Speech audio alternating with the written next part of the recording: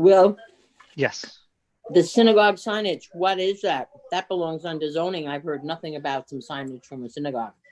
It's a LED sign that they're replacing that has to go through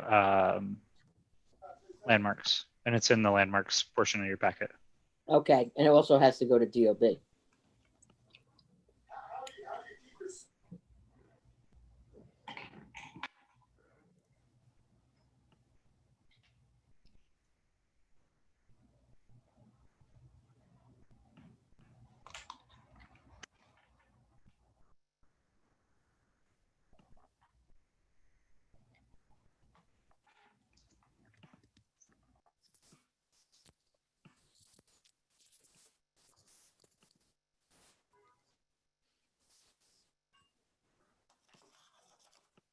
Vanessa's baby.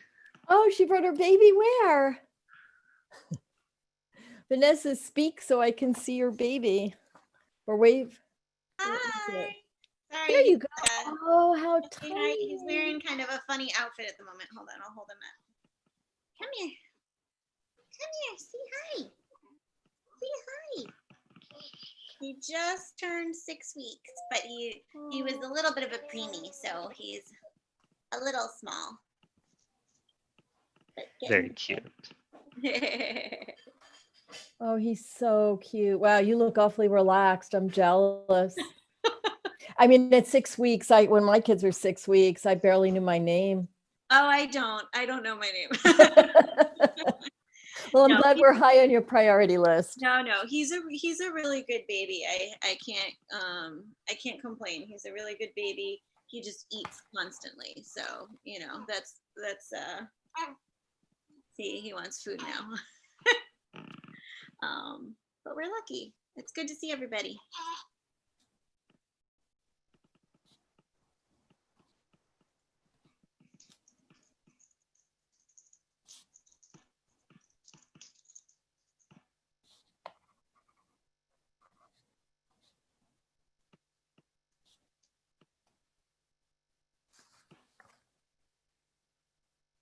Oh, he's cute, Vanessa.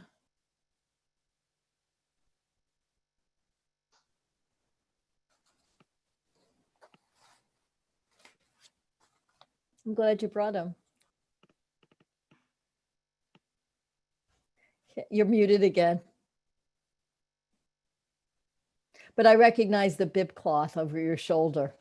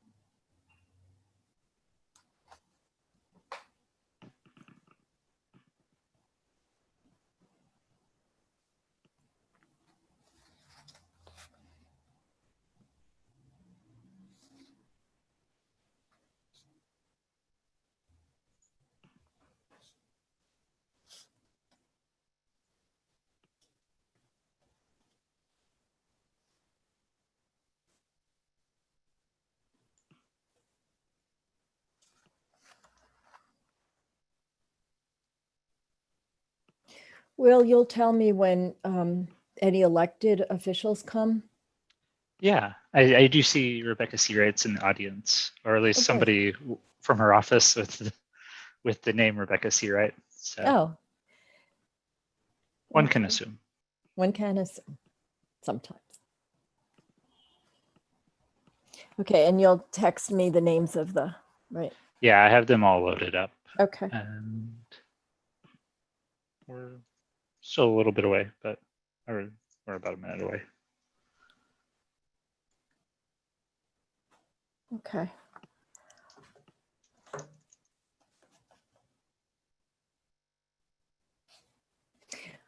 We have to talk about the memorial thing.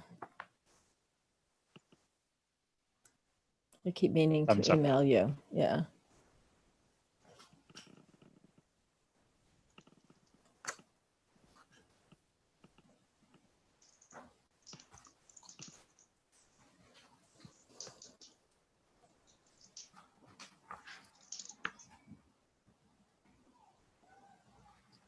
Can you turn the lights on in there, the other lights, please?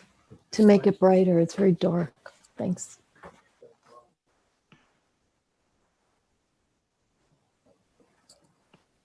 Well, it's 6:30. Do you want to wait Okay. a couple moments, or do you Yeah, want why don't we wait a couple of minutes? I haven't been keeping track of the number of board members, so. And I want to give the public a chance to show up.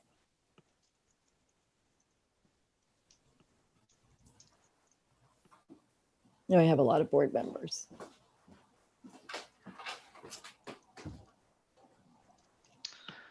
Lori Boris would like to know what size of diaper for the little one, Vanessa. If you don't mind chatting it to me, I'll chat it to Lori, or you can email each other. Will, Yes. I guess it's alphabetical by first name. So then phone number after Will. Okay, that just disappeared. Never mind. Yep. I was on it. Thank you.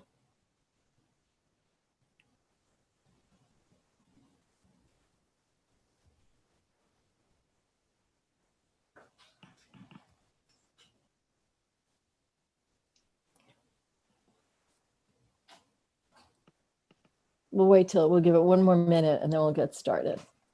Okay. We're still finishing renaming everyone. So. You can't rename Vanessa's baby already.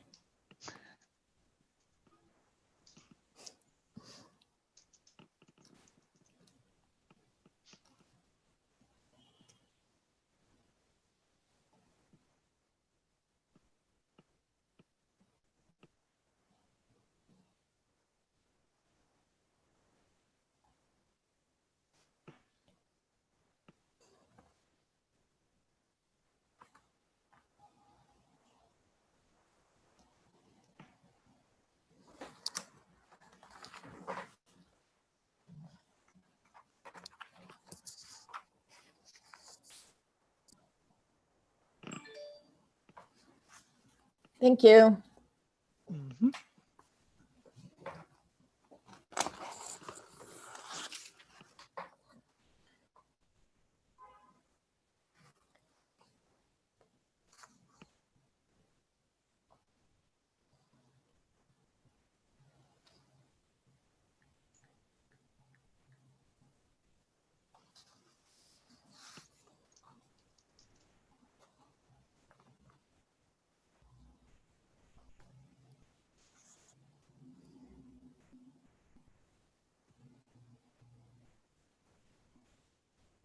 Okay. Maybe we should get started now. What do you think? Yeah, sounds great. Good. Okay. Hi, everyone. Welcome to the October meeting of Community Board 8. I'm Alita Kemp, and I'd like to say good evening and welcome to what is bound to be a very long meeting. So I thank you in advance for your patience and for your fortitude. So we'll begin with the public session this evening. I'll call your names 3 at a time, and if you could raise your hands, it will help Will unmute you. Everyone is muted until Will actually does the unmuting. After the public session, we'll hear from, we'll have some motions to accept the agenda and the minutes, and then we'll hear from elected officials and their reps, and then we'll move into executive session. Once we're in executive session, the public may not participate unless you can get a board member to ask your question or raise your concern. So you're limited to the public session. I would ask that you are timed for 2 minutes in the public session. For voting, everyone knows the drill by now. You'll all be considered to vote yes on the resolutions unless you raise your hand, and it is an abstention, a no, or a not voting for cause. For the board members, when you have questions or comments for the committees presenting the resolutions, I would ask that you keep them concise. And you should note that no one will be called on more than once until everyone who has their hand raised is called on to be able to speak their mind. As you could see from the agenda, I think we have 8 committees reporting this evening, all with action items. So it will be a long meeting, but obviously these are all important. And just to give you fair warning, I have an item of new business pertaining to Roosevelt Island that can't wait, I believe, until the next meeting. So that will be, I hope, very quick. Okay, so why don't we begin with the public session? I have some names of people. Again, I'll call on you 3 at a time. So Canon Kearney, Susan Peters, and Greg Hucho. If you could all raise your hands, we'll be able to find you more easily. Are you all here? So just a reminder for everybody, the raise your hand that we're talking about, right. It's very hard to see everybody. So use the participants menu at the bottom of your screen, open that up, click on the raise hand button whenever you see that, and then you'll come up to the top of our list. When you're just waving at me, it is very hard to see you, and it is highly unlikely with this many people that I'll actually see you. Yeah, so that raise hand button is really useful. And for board members, for seconding a motion, just go to the reactions button at the bottom of your screen and either clap or do thumbs up, and we could see a second for all of the motions for resolutions. Okay, so once again, Canon Kearney, Susan Peters, and Greg Hucho, are you here? Can you find the raise hand button, and can you raise your hands? Okay. I see Susan Peters. Okay, then let's do Susan, and if the others don't raise their hands, we'll just skip. So after these 3, I have Eileen Lee, Wendy McCaver, and Andrew Ravascari. And then lastly, Diane Pinkston. So if you all raise your hands, your virtual hands under the participants button, we'll be able to get to you much more quickly. Will, go ahead. Thank you. All right, and I don't know if Alita mentioned it, you have 2 minutes. 2 minutes. From whenever the moment I unmute you. So we'll start with Susan. Susan, you'll need to confirm unmuting at the bottom of your screen. Same goes for most everyone else. Mute. Perfect. I'm sorry. Okay. Hi, my name is Susan Peters. I'm a longtime resident of New York City and a member of a local group, NYC for Wired Tech. I wish to say a few words to alert all community members to the health danger in our neighborhood caused by the 4G, 5G wireless telecom antenna onslaught in New York City. The City of New York has allowed telecom companies to erect radio frequency antennas in our street corners, located on utility or light poles. You can see one in almost every corner. It's a rectangular metal box, 2 feet by 4 feet, and is attached to the pole about 15 feet above your eye level. These boxes house radio frequency antennas for wireless communication. The FCC in Washington regulates the power, but our state and local governments have final say over environmental issues. The corner pole antenna is a small cell tower, constantly radiating radio frequency energy in all directions. The level of power coming from one antenna is, according to FCC rules, supposed to be only enough to allow a cell phone and no higher. However, these corner antennas send to the public 24 hours a day, 365 days a year, much higher radiation power. Wireless communications have been shown to have serious adverse biological effects. Please see the Environmental Health Trust website for peer-reviewed reports from scientists and doctors. The World Health Organization has already classified wireless radiation as a possible carcinogen in 2011. Please educate yourself. Susan, if you can, thank you. If you can send your email address to our the board office, it's found through the website, then it will be transmitted to the chairs of the Environment and Sanitation Committee to look at. Great, so, or to talk to you. Okay, thank you. So Will, who do we have next? Is Canon Kearney or Greg Hucho here? I do not see them. Okay. I see Eileen Lee. Okay. So let's do Eileen, Wendy, and then Andrew, please. Okay. Thank you. And then Eileen. Diane. And then Diane. Okay. Hello, good evening, everybody. Thanks for letting me speak. I am here with a concern. A little bit about me. My name is Eileen Lay. I am a wife, a mother, and now a preschool teacher. 28 years on the Upper East Side, right across from Gracie Mansion. I've raised 3 wonderful young men here in New York City in Manhattan. And I have to tell you, I've used Carl Schultz Park and Asphalt Green, which I can see from my living room window, along with many, many other people from this neighborhood.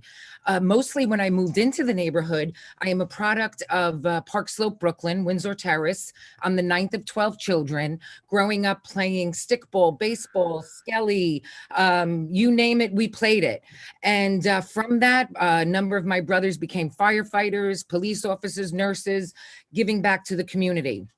The park is so instrumental. Becoming a young mother and having a place to go and just, relieve yourself of all turmoil. There are many signs and placards now on East End Avenue at 86th Street, demonstrations.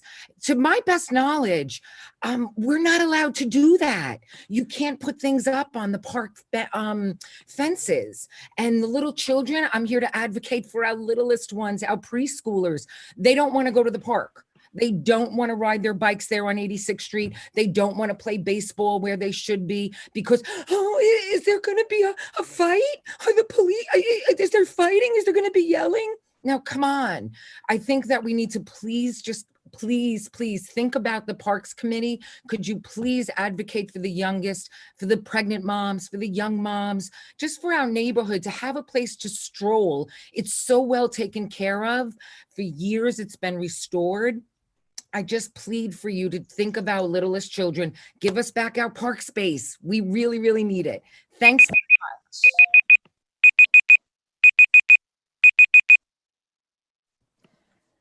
Thank you. You could send your contact information to also to the board office, but I know I saw one of the chairs of that committee, so I know that they've heard what you have to say. And the same would be true for environment. So thank you. Okay, Wendy? Actually, before we do that, do you Okay. mind if Councilmember Kalos is here? That's great. No, of course. Councilmember Kalos, go right ahead. Hi, how are you? I'm here with the first feline, Pandora. I'm sitting in the dark because it is bedtime. I live in a 1-bedroom with my wife and daughter. You might be hearing the brushing our teeth routine and the baby shark toothbrush in the background. But I'm sitting in the dark until she gets to bed, and that way we know it is time for bed. But I just want to thank everyone on the community board, everyone who is staying through the pandemic, and everyone who is staying home to stop the spread, and especially those who are on our front lines and our essential workers who have never had the luxury of working from home. So let me get straight into the report. The most important election of our lifetime is going to happen on November 3rd. And so you can start voting early on the 24th. Thanks to a law I wrote for an absentee tracker. It's now online at nycabsentee.com/tracking. And you can apply for an absentee ballot on that website. You can see when they send it out. They can send whether or not it was received. If you replied for an absentee ballot, haven't received it, or you sent it in, they haven't received it, let me know. We'll work with you on getting an additional absentee ballot. If you have lots and lots of questions and you're an election law nerd like I am, we did a forum with New York State Attorney General Letitia James, Liz Kruger, Rebecca Seawright, Democracy NYC. Vote early in the State Board of Elections. You can watch the whole thing in painstaking detail at facebook.com/benkalos/videos.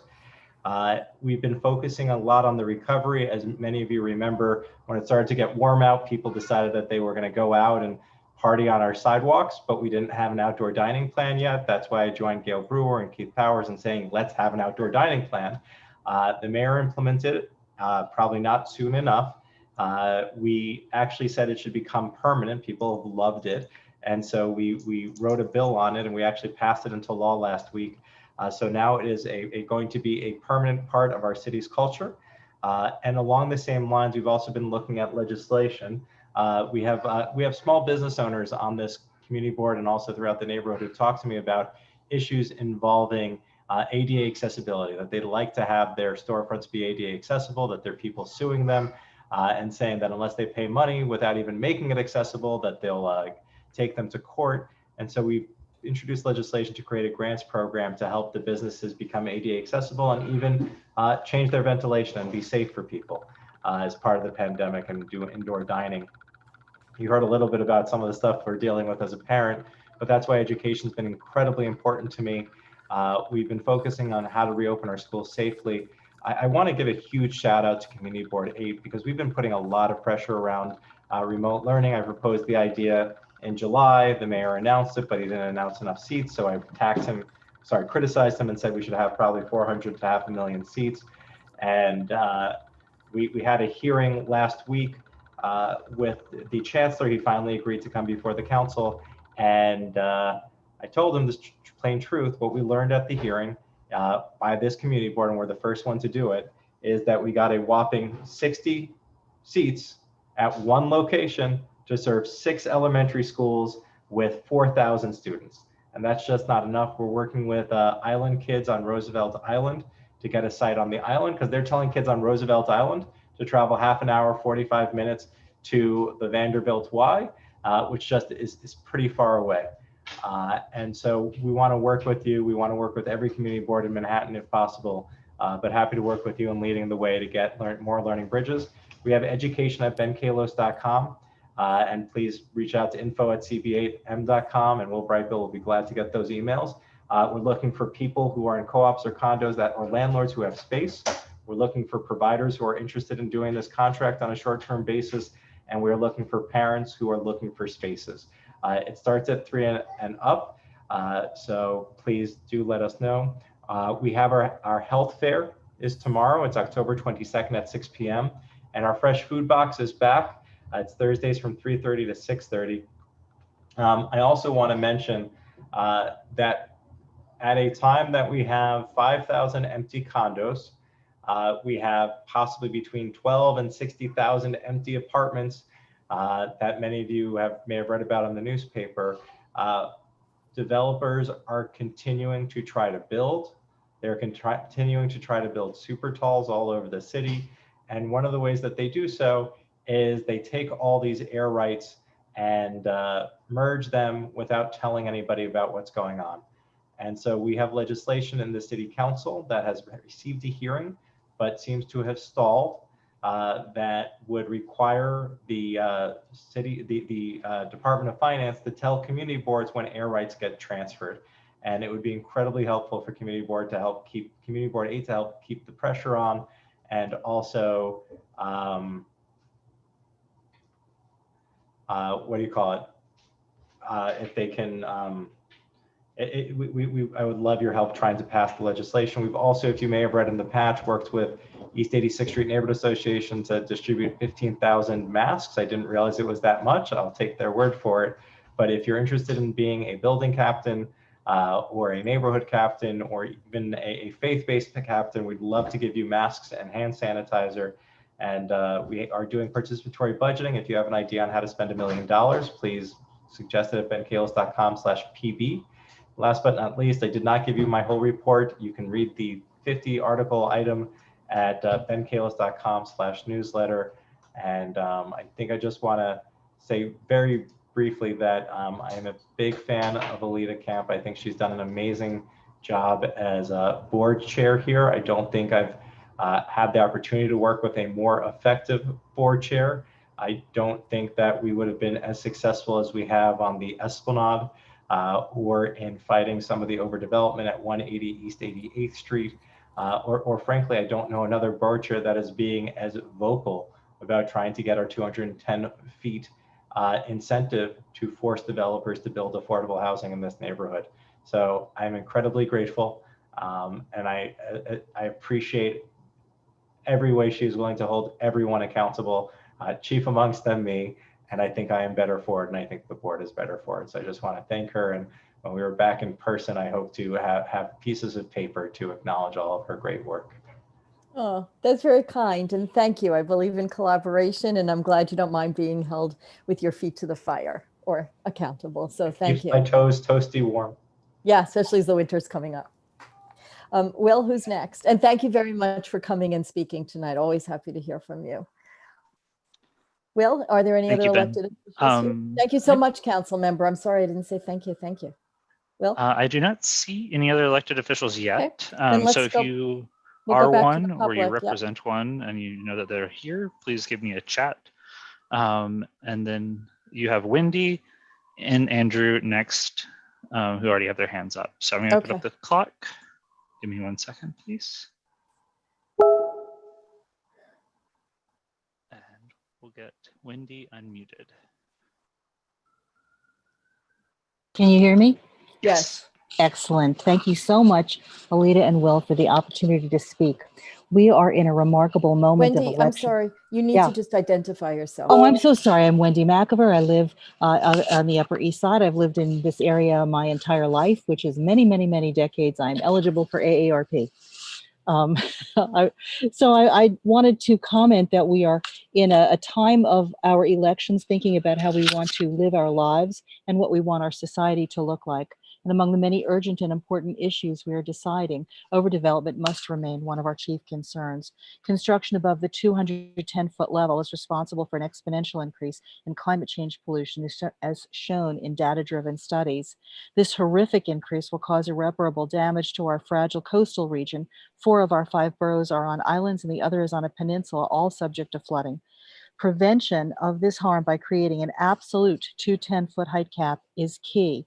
Existing tall buildings are responsible for 67 to 75% of all of our climate change pollution. For decades, New Yorkers have been given the false promise that taller real estate construction would provide upgraded transportation, affordable housing, lower homeless rates, and new senior centers, permanent housing, and the like.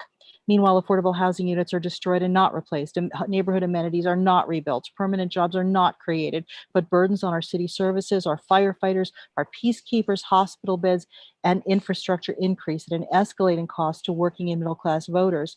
We can't trade building height for the promise of community affordable housing, senior centers, and the like. We're asking we are thinking about how we're represented by our elected officials, and we ask the community board to reach out to and work with our elected representatives as well as all city council members to support an absolute 210-foot construction height cap. Thank you so much. Thank you. Andrew, okay.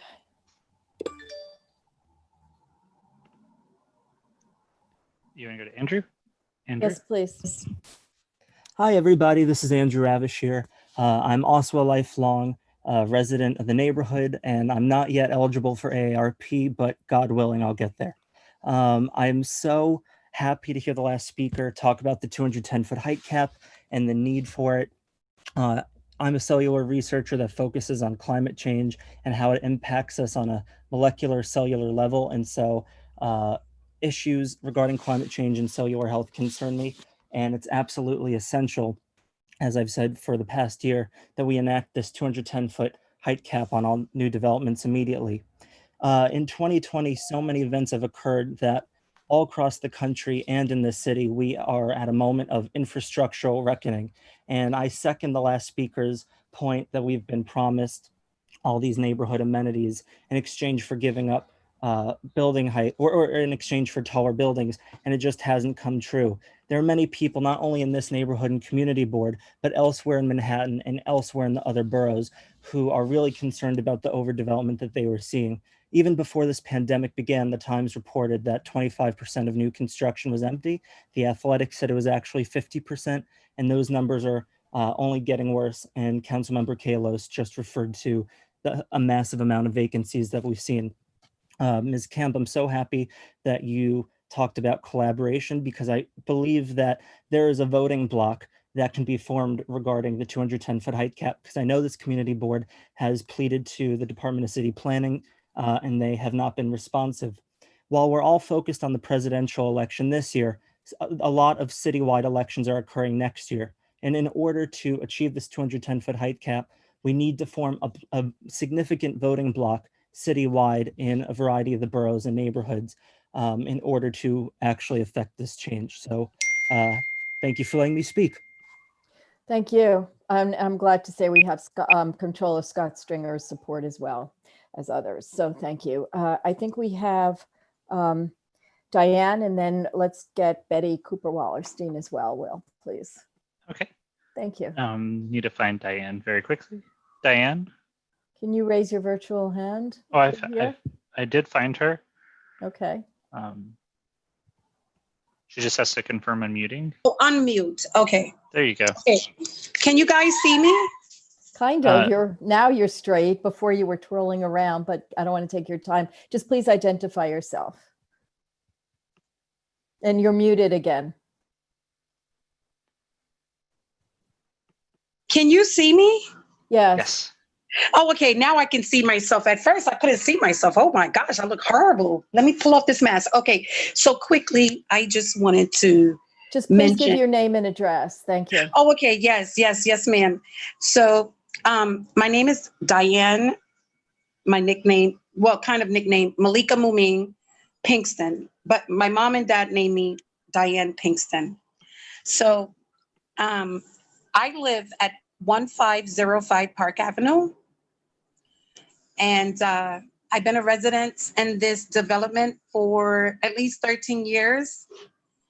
And so, you know, I'm a single mom. I was raising up my children.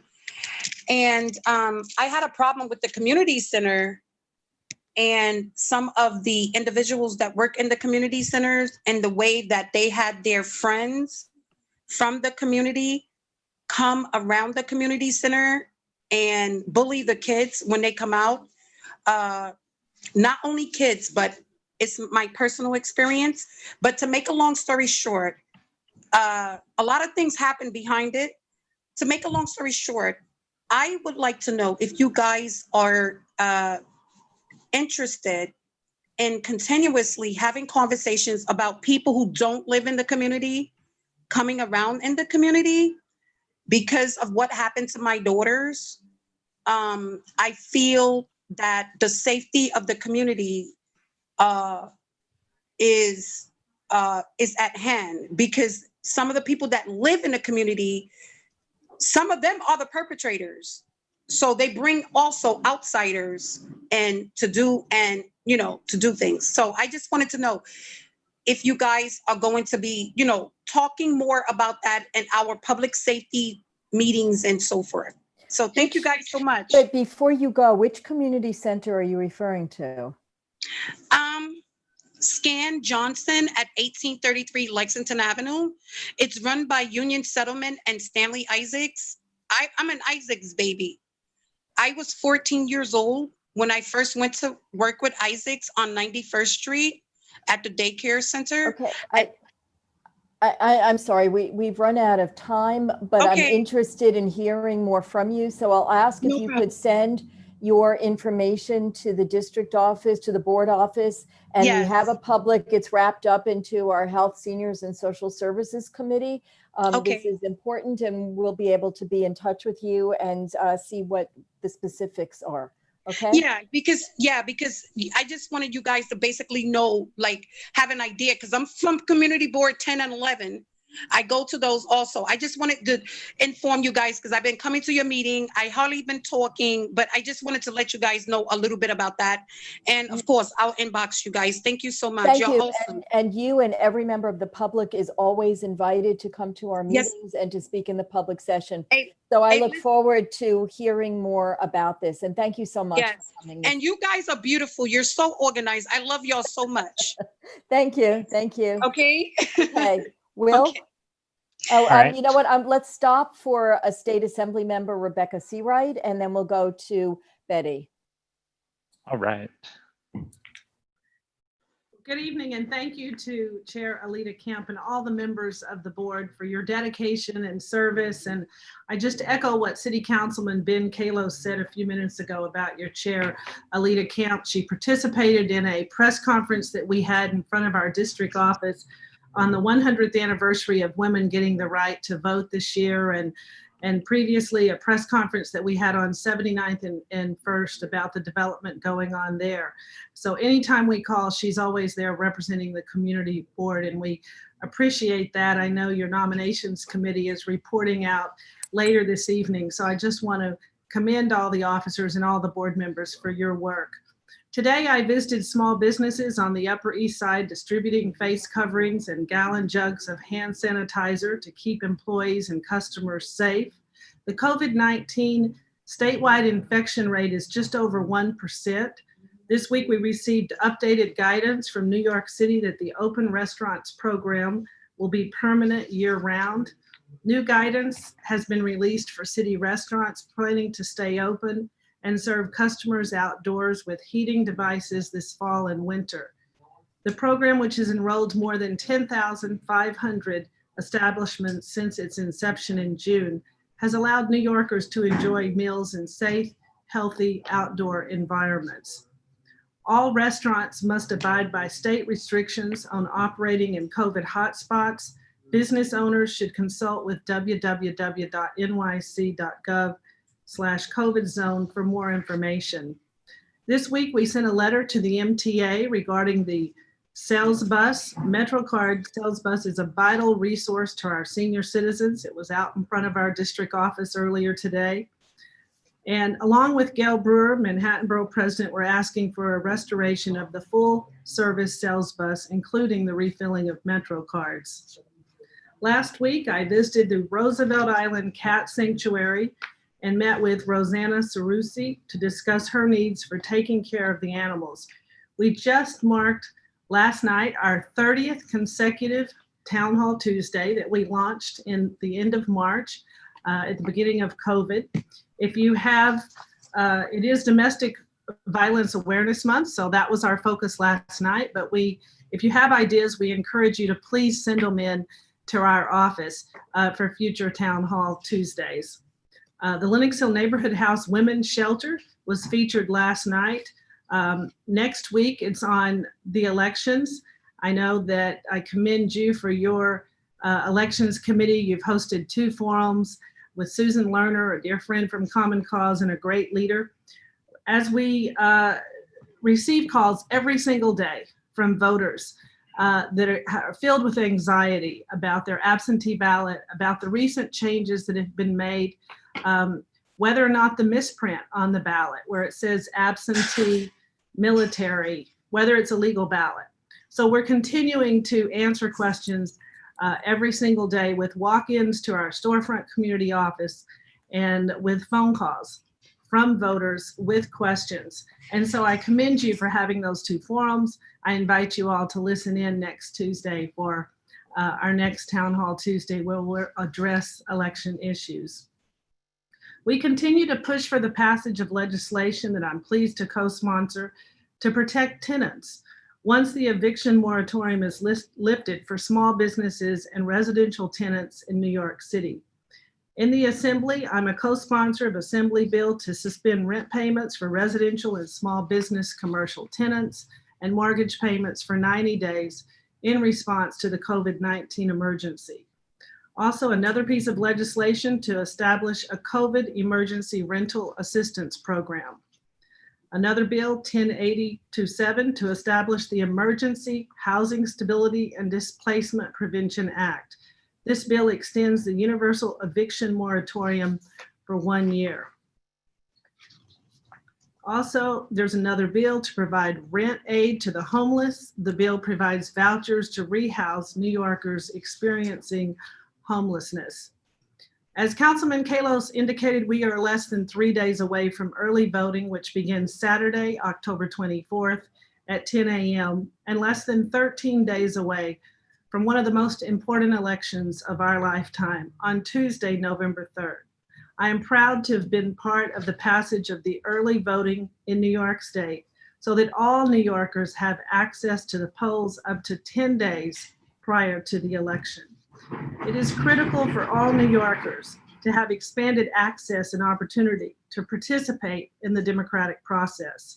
And that means the ability to vote on the weekend, early morning, or late evening. Take the opportunity to vote early while safely social distancing from your fellow voters when there is less chance of long lines and wait times. Please visit findmypollsite.vote.nyc to find your early voting and election day poll sites. Please join us for some upcoming events that we have. I'm pleased to sponsor tomorrow a no-cost PPE giveaway at the community office. We do this every Thursday from 12 to 2, giving out thousands of face masks and hand sanitizer. Our third flu shot clinic, which is very popular. It does book out. So if you haven't had your flu shot and you would like one, please call our office to reserve your spot. The next one is on Wednesday, October 28th. Tomorrow, October 22nd, from 6 to 7:30 p.m., there'll be a virtual senior health fair on Facebook Live. You can RSVP by calling 212-860-1950. On October 27th at 4 o'clock, we're sponsoring our housing free pro bono legal clinic. You can telephone our office at 212-288-4607 to make an appointment, or if you have a neighbor or someone in need, please pass that information on. It's been great to join you this evening. Stay safe, wash your hands often, and please call our office if we can be of assistance. It's great to see you all. Thank you. Thank you so much, Assembly Member. Always glad to have you as well. Thank you. Will, shall we go to Betty?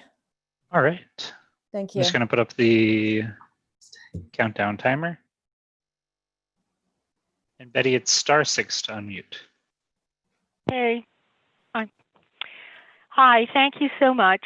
Am I on now? Yes. Yes. Okay. Thank you, Alita. And Will, I guess I want to join the chorus of people thanking the board for all that you do. I wanted to say specifically my concern, my delight that the zoning committee has worked hard and has the 210.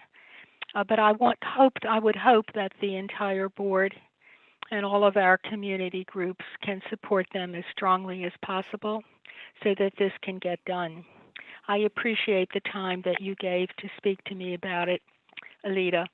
And I think that, as Ben has warned, that although the 10 blocks that we have that are totally vacant now of all the stores and buildings, plans are being made for them. Excuse me. The other thing I wanted to say, that I was speaking to a friend who lives at 85 in East End on the phone the other evening, I guess about 6:30 or so, maybe a little later. I could not hear her. I couldn't hear what she was saying. There was so much loud noise, singing, all kinds of noise from 86 in East End. I don't know how we can deal with making available what is important for people to be able to come out and to speak. But I think that there has to be a limit, not a time limit, but I think there has to be something to work around so that the people who live right there, this was 85th Street, and this was not a first floor apartment or a front apartment, but it was impossible. So I think I'm particularly concerned because I'm getting calls, people are worried about November 3rd. Whoever wins this election, there's going to be, I hope not, but we expect there's going to be rioting.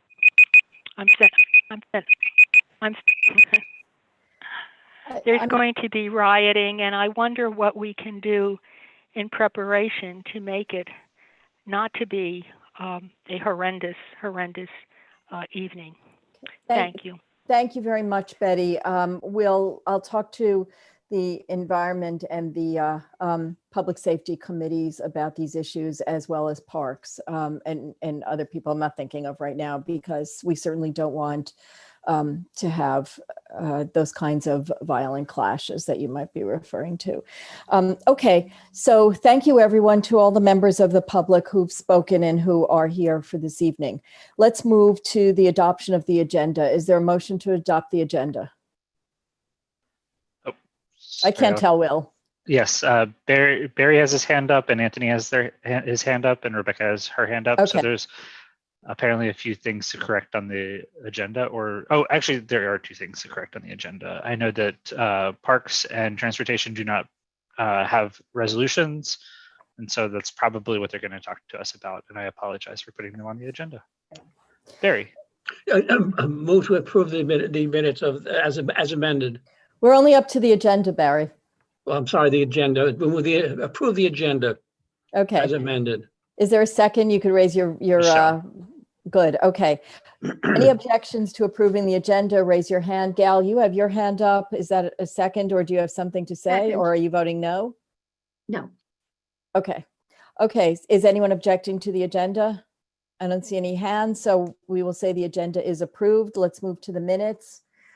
Is there a motion or any objection to the minutes, Tricia? Yeah, I'm not listed as present on the budget committee, and my votes are listed as present under the budget, but just not me at the top. So if we can just make that edit, that would be great. Of course. Absolutely. Okay. Rebecca Dangor? Yeah, we'll make that edit. I think this is approval of minutes from last month. Yes. You're making But a motion. I'll keep that and I'll make sure it gets corrected, Tricia. Okay. Thank you. Anyone else about the minutes? Nope. Okay. Rebecca, okay. All right. So then the minutes will have been approved and adopted. We're up to the Manhattan Borough President's report. Is Borough President Gail Brewer here? If not, let's turn to Isabel. Oh, Gail is here. Oh, excellent. There she is. So a couple of things. First of all, just to say how great your support of the statue was in Central Park of the suffragists. So it's a big article about women around the country in monuments, and your statue is featured. So I just want to say thank you, because it is still continues to be a very big deal for New York. Second, I know that you're going to have a meeting with Goddard Riverside about their safe haven on the Upper East Side, and I know that you will take it seriously. That is a program for which I have great respect, and it's a program that offered the men at the Lucerne support. And if the mayor hadn't been, then we would have had a really good program with Goddard Riverside and the Lucerne men. So just to let you know, I feel very strongly, positively about Goddard Riverside. We're working on affordable housing in the sense of doing ongoing discussions with providers to try to figure out, or at least for the next administration, if not for this one, what Manhattan needs. And one of the issues is there are going to be lots, I think, of perhaps vacant hotels in the borough of Manhattan. And if it was a program that was well run and had affordable housing as its focus, that's someplace to look in terms of distressed properties. Not to say that it's happening, but something that we're looking at. In terms of transportation, I think you know that we went with DOT, to their credit, and with Queens and Manhattan officials to try to figure out how to improve biking and walking conditions on the bridge. And of course, what we need is funding. And so we're going to work with the mayor and everybody else to try to bring that to reality. Right now, it's quite unsafe.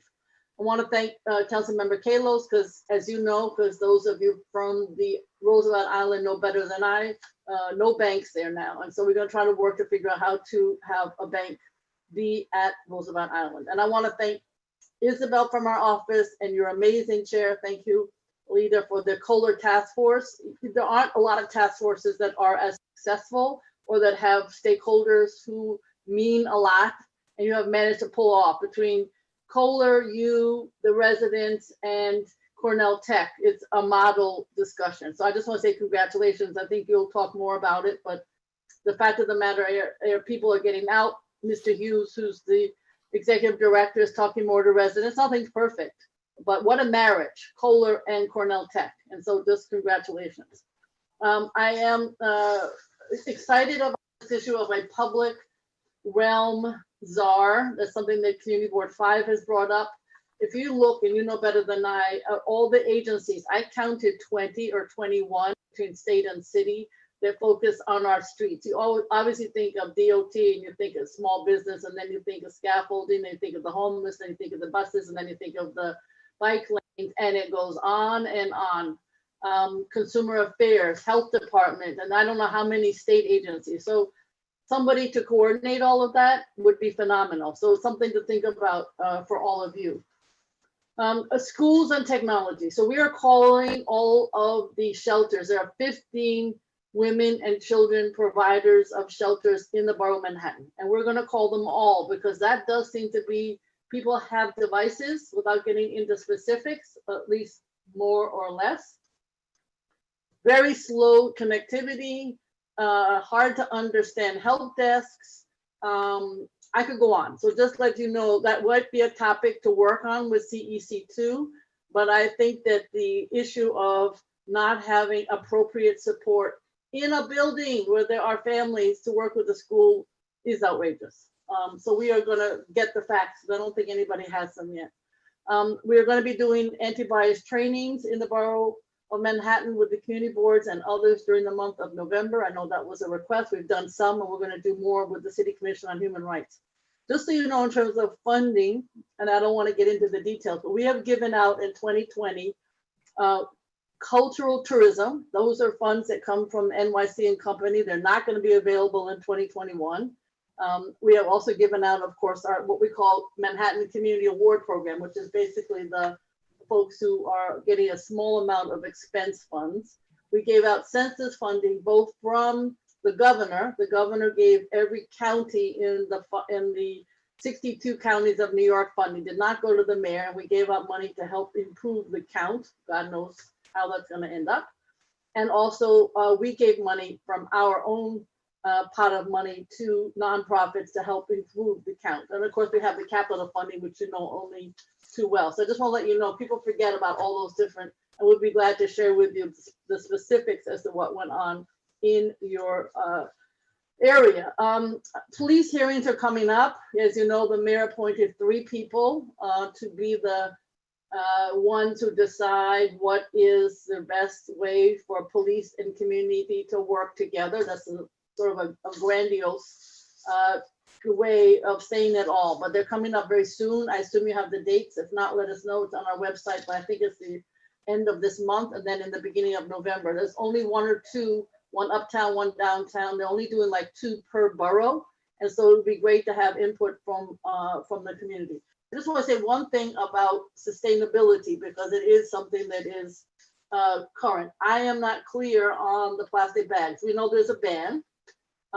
We understand that complaints are going to go to the state and not the city. Some people on this call may know more about this than I do, but it's not, if a store does not want to offer paper bags and you have to pay 5 cents, which is fine, they don't have to. So I'm not quite clear if Gail Brewer comes home and doesn't have a bag, how in hell's name am I going to get those groceries if there's no bag? So just something to be aware of. I might have bad information.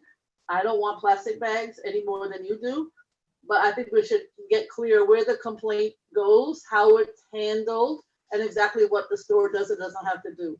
One other aspect of sustainability is wastewater. And as you know, in Europe and some of the other places in the US, I think, the sewage facilities are looking at waste in terms of predicting COVID or any other god-awful virus. And New York, there's a woman who's in charge of wastewater treatment plants for DEP. She's phenomenal, phenomenal. What a great speaker sometimes. Come to one of your committees, I would suggest. So for a year or so, she's been pushing. She finally got the staff, the lab, and the equipment. And she's now testing for the 5 boroughs of Manhattan, of New York City. So I just want you to be aware that that's another place that we can hopefully do some predicting so this god-awful virus doesn't take over.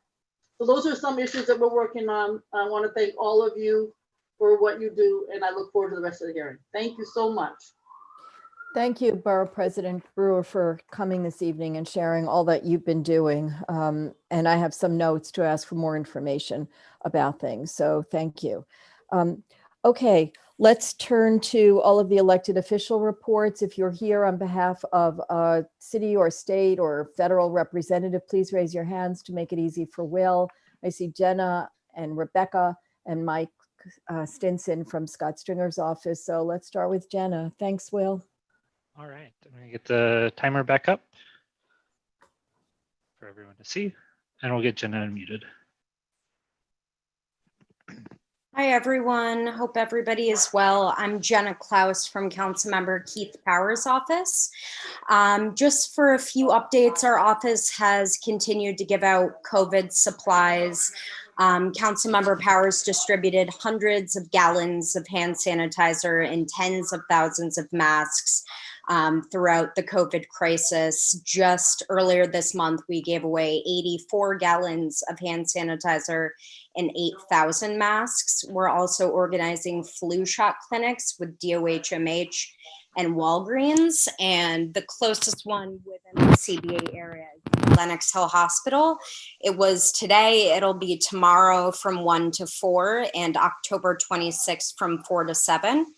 The council member has also been working on a lot of small business efforts. Intro 2055 would temporarily suspend the commercial rent tax during COVID-19 for premises with a base rent of less than 1 million. Keith is also working with his colleagues in city and state government on the Small Business Recovery Lease Act, which would give small businesses an opportunity to renegotiate their leases to a more affordable rent in exchange for a tax incentive for landlords who participate. And then we've also been giving out a lot of voting information to people in the community. I know Councilmember Kalos went over a lot of this, but absentee ballot applications are due the 27th, October 27th. You can track your absentee ballot online. Early voting begins the 24th and goes through November 1st. And you can find your poll site and early voting location at findmypollsite.vote.nyc. Thank you. Thank you so much, Jenna. All useful information. And as the voting committee will report, we have a lot of information that will go up on our website as well. Okay, who's next, Will?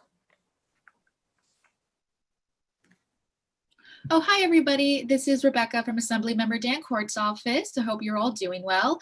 All I have for my report tonight is that if folks need help with voting, absentee ballots, unemployment assistance, tenant resources, and anything else they can think of, please feel free to reach out to our office and we will help you in the best way that we can. And that is all. Thanks.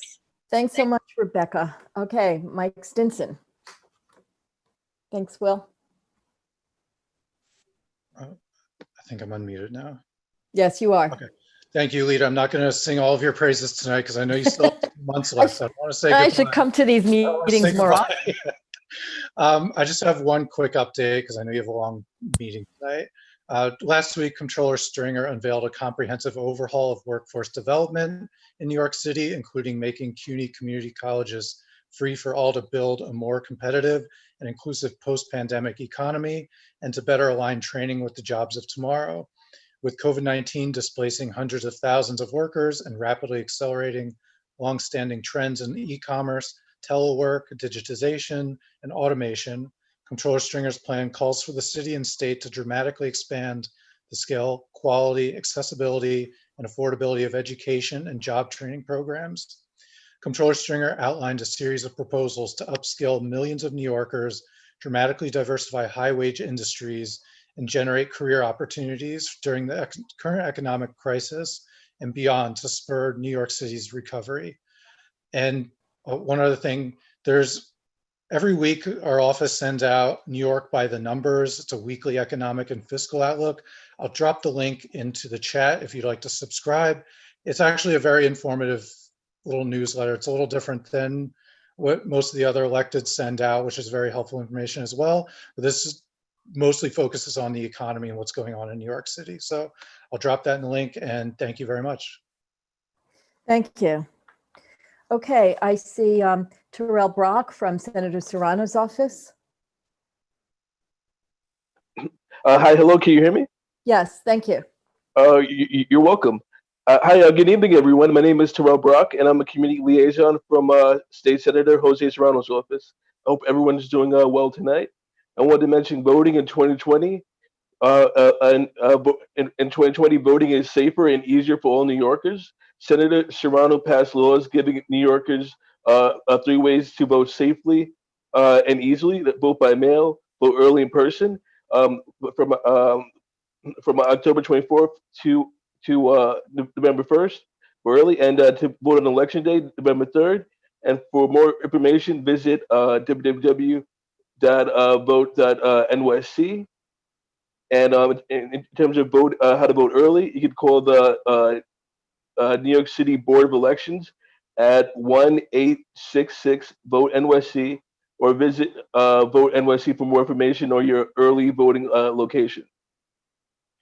And Senator Jose Serrano and his colleagues in the Senate Majority Conference sent a letter to the New York Congressional and Senate delegation in support of targeted funding for the performing arts industry, specifically as provided in the federal Save Our Sages Act, which is S.4258 and HR 7806. And the bill would give 10 billion in grants to independent venues, including Broadway, over the next 6 months. The senators requested that the funding be included in the next federal COVID-19 relief package. New York City's entertainment venues and other ticketed events are among the hardest hit sectors during COVID-19, experiencing 70% employment reductions between February and June.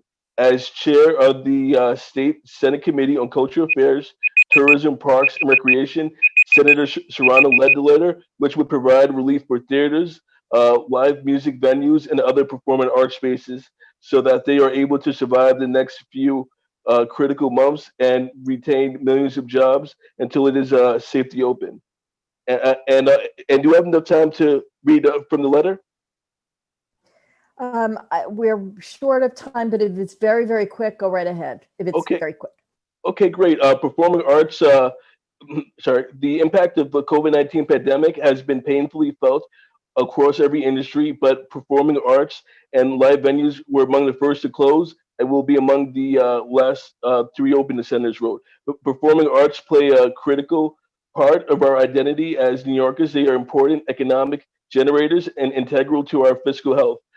New York's cultural sector is a tremendous draw for tourists from every corner of the world, creating powerful economic multipliers for complementary industries like hotels, restaurants, transportation, and retail. The U.S. Bureau of Economic Analysis reports that arts and cultural production contributed more than 800 billion of economic activity in the U.S. economy in 2016, which equates to 4.3% of the nation's GDP, largest share of the economy than transportation and agriculture. Make no mistake, the arts will play a central role in our economic recovery, as they have so many times before. After September 11th, Broadway, the I Love New York campaign, and the performing arts community were instrumental in bringing back people and dollars back to New York. The art and culture can be a healing force during difficult times and during the COVID-19 pandemic. So many of us have turned to the arts for relief from the harsh realities of the last few months. We cannot abandon the industry that has given so much to so many New Yorkers. And if anyone has any more questions about this or has any questions or concerns, you can reach Senator Serrano's office at 212-828-5829. And you also could reach me directly by emailing me at tbrock@nysenate.gov. Thank you very much. We know how essential the performing arts are to New York, although I did hear that there was an interior production of Little Shop of Horrors in New Hampshire. So we could have hope for something soon-ish.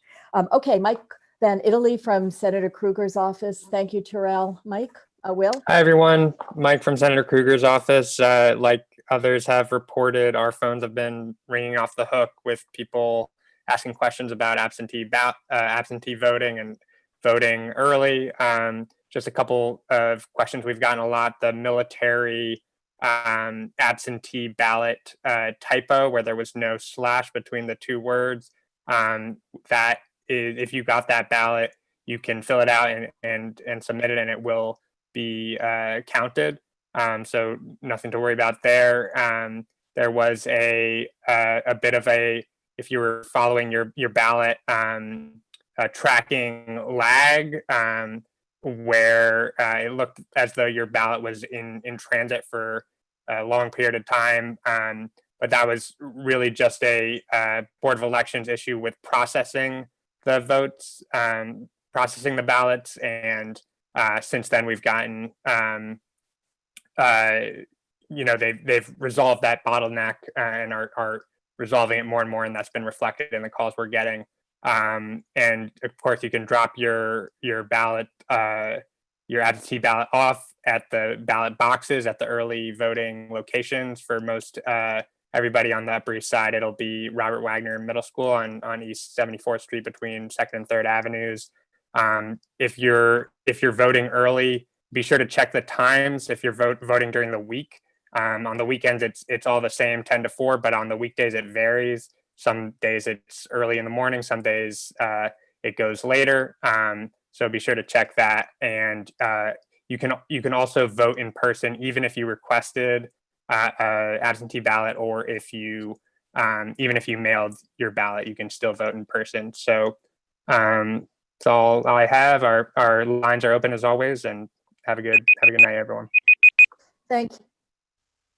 Thank you, Mike. I just want to reiterate, all of this is in the voting committee meeting from last night, but New York City, unlike other parts of the state, requires for early voting that you go to the place to which you are assigned. So make sure that you go to the right place, because I think for people who live in Isaacson Homes, their polling place is Jackie Robinson on Upper Madison Avenue, and it could go down as far as somewhere around Chelsea or below Murray Hill, if I'm correct. So just check. And also the only valid boxes to drop your absentee ballot in, I believe, are also in the polling places. So if you want to drop off your ballot at 10 o'clock at night, you won't be able to unless the places are open. It's an issue in some other states. So just be aware of the timing and the location of the ballot boxes. And you could drop off your absentee ballot box, and please, Sherry, Anthony, correct me if I'm wrong, at any polling place. It does not have to be the one to which you would be assigned to vote in person. So thank you very much. There's a ton more information on the video from last night's committee meeting, and Sherry and Anthony will report as well. Okay, so we are moving into the executive session. As I mentioned, the public may no longer participate in the board meeting, and thank you to the elected officials and all the reps who came.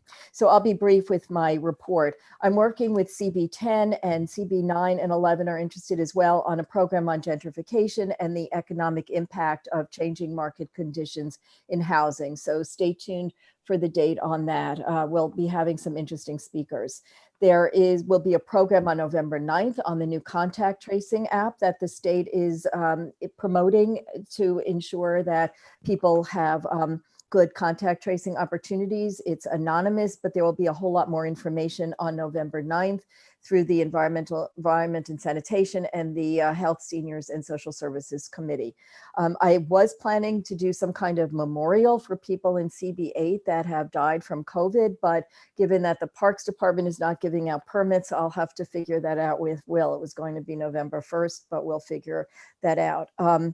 We had a very successful voting booth, information booth at NYCHA at the near the Isaacs Center, and we're going to be doing another one. It provided a lot of information for people up there, and we got some more census responses as well. So that was good. And on for Kohler, what Borough President Brewer was referring to is a task force with all of the elected officials responsible for Roosevelt Island, plus Dick Gottfried, who is the chair of the Health Committee I am up in there in Albany, and members of the community and residents from Kohler. And we are working with Cornell Tech and Kohler to have Cornell bring more technology and assistance to Kohler for internal and external communications to the patients and from the patients to with their families and friends, and also for education and recreation and whatever the residents are interested in that they could, well, reasonably that they could get online. So as well as trying to help them get outside more and work with them. So I'm glad that we are able to make a difference to that community. Okay, I think that's it for me. Will? I'll be very brief too. I just want to thank all the board members who responded about their committee membership. If you haven't already responded, please do so so that we can make sure that we have everybody in the right committees, everybody who's reflected on the correct attendance line, so that you're not being counted as absent at meetings when you're not supposed to be. And then we have a very late full board this month, as you all notice, and November is quickly approaching. So if you are chairing a committee during the month of November, please send us your agendas by Friday. we have to get everything out by Monday, which is a week before the first committee meeting of November. And then as Alita mentioned, we did that voting event, voting registration event. I just wanted to thank the Isaac Center, thank Isabel, because Isabel like went above and beyond to bring us PPE and everything. And so thanks you to the borough president for showing up, and for the other elected officials, Assemblywoman Seawright, I believe showed up, and all of our board members who volunteered on that. That was a really exceptional event, and we look forward to doing more things like that with the Isaac Center. And so I have to do, thanks, Will. I do have to thank Greg Morris for also being instrumental in setting it up, who's a board member and the director of the Isaac Center, and Paki as well. I'm sorry, I'm terrible with names, as you probably know. So they were critical, and it worked well. So thank you to everyone. Okay, let's move to the nominating committee, what you've all been waiting for. And Gail, if you would report on the candidates. Thank you. Thanks, Alita. I want to begin by thanking the members of the nominating committee, Taina Barrero, Takako Kono, Jane Parcel, Peter Patch, Peggy Price, and Barry Schneider. As far as the first position, chair, we ended up where there was a tie vote and one abstention. So therefore, we're putting forth two names. One is Sherry Weiner, and the other is Russell Squire. Are there any nominations from the floor for the chair position? Did anybody raise their hand, Will? I see that Mrs. Brown, Lorraine Brown, has her hand raised, but it was before you asked that question, Gail. Okay, well then we'll go to the position of first vice chair. Tricia Simamura will be the candidate. Any nominations from the floor for first vice chair? Okay, seeing none. For second vice chair, Valerie Mason. Also, is there anyone who has any other nominee for that position? And for the positions of secretary, Billy Friedland and Rebecca Dangor. Are there any other nominations from the floor? Mrs. Brown has her hand up, and so does Elaine Walsh. Okay, let's go to Mrs. Brown since she's had her name up. Good evening, everyone. My Hi hand there. was raised for the chair nomination. Okay, well, you can go ahead now with that. Sure. I'd Well, like to nominate Marco Tamayo. Marco's been on the board. He's been very, very insightful. And I think he deserves an opportunity to represent Community Board 8. Thank you. thank you. Marco, do you accept the nomination? Thank you so much. I appreciate deeply that you think of me, but I think it's at this time it's too late. And I think I prefer to maintain in the two candidates. And again, Mrs. Brown, I deeply, deeply appreciate what you did. But thank you. I'm declined. Thank you. Thank you, Marco. Okay, and will somebody have their name up with a nominee for secretary? Elaine Walsh. Elaine? Yes, I'd like to nominate for secretary Anthony Cohn. Anthony, do you accept the nomination? Okey doke. Yes, I do. Thank you. And thank you, Elaine. Okay, so that is the slate, and it will be amended to include Anthony Cohn as one of the candidates for secretary. And we do have 3 slots. So now there are 3 candidates for that position. Are there any other questions from the board? If not, we will be voting. Cause has his hand raised. Yes, Cause. Yeah, I have a general question. If we vote somebody in, then they get elected to some other position. Is that normal? Is that fair to the board members who vote? What is the ruling on this? Could you clarify what? Give Yes, me an some members example. are running for city council, some are running for other elected officials. So what happens if and when they get nominated or elected? Is this going to be something that we're going to be discussing for the future? Maybe not now, but something we should consider in the future. I think that issue has come up. Go ahead, Alita. Thanks, Gail. I've spoken to the borough president's office, and I believe that if someone is elected, they may no longer serve on the board, so therefore they will no longer be an officer. If you work for the city and got paid, if Will or anyone else from the office decided to run for city council, they would not be able to, I believe, maintain their employment as a paying employee, but it doesn't work that way with the board. So you raise some interesting issues, Cause, and that's something for people to consider in this potentially. Thank you. Thank you. Okay, next are Michelle and Elaine again. Gail, do you want to call on them? Or go ahead, Gail. Michelle? I want to move that nominations be closed. Do we have a second? No, you know what? I'm going to override everyone on this. I want to make sure that people who are people who want to nominate someone have that opportunity. So there are not very many hands raised, and I think it's just premature. So Elaine has her hand raised next. Elaine, go ahead. The motion to close nominations. Okay, well, since no one else has their hand raised, Carolina? Will, could you unmute? Go ahead. Oh, can you hear me?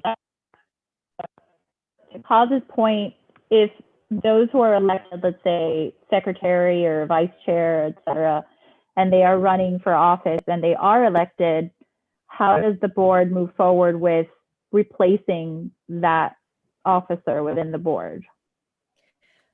We would have to have an election for that position. Unless it's covered in the bylaws, and I don't think it is. We'd have to do what the regular government does and have an election. Okay. Craig, did you have another question, Carolina? We closed nominations.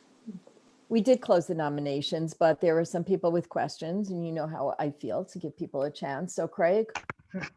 I was just going to say, isn't this moot because if anyone were elected during the next election cycle, they wouldn't,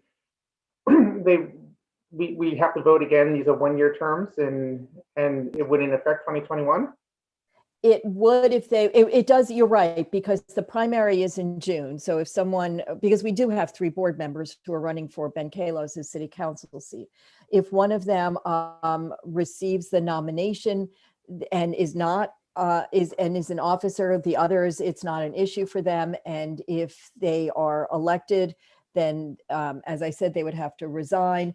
For everyone else, it seems that the board, unless there is a problem, kind of likes to have people again, if they were to run again, not knowing if they would be elected, then they would be elected in 2021 for another officer position. So we'll have to cross that bridge, I guess, when we get to it, and maybe they'll choose not to run again. And you may be very right, Craig, that it would be a moot issue. Anyone else before we close nominations? I mean, before we turn this over to the next committee reports. Okay, so we'll be posting the list, and I guess the game is afoot. So good luck, everyone. Okay, and thank you for your hard work, Al, and to the members of the nominating committee. You're welcome. Okay, thank you, Alita. Thank you. Okay, let's go to the development and the zoning and development committee with Elizabeth and Elaine.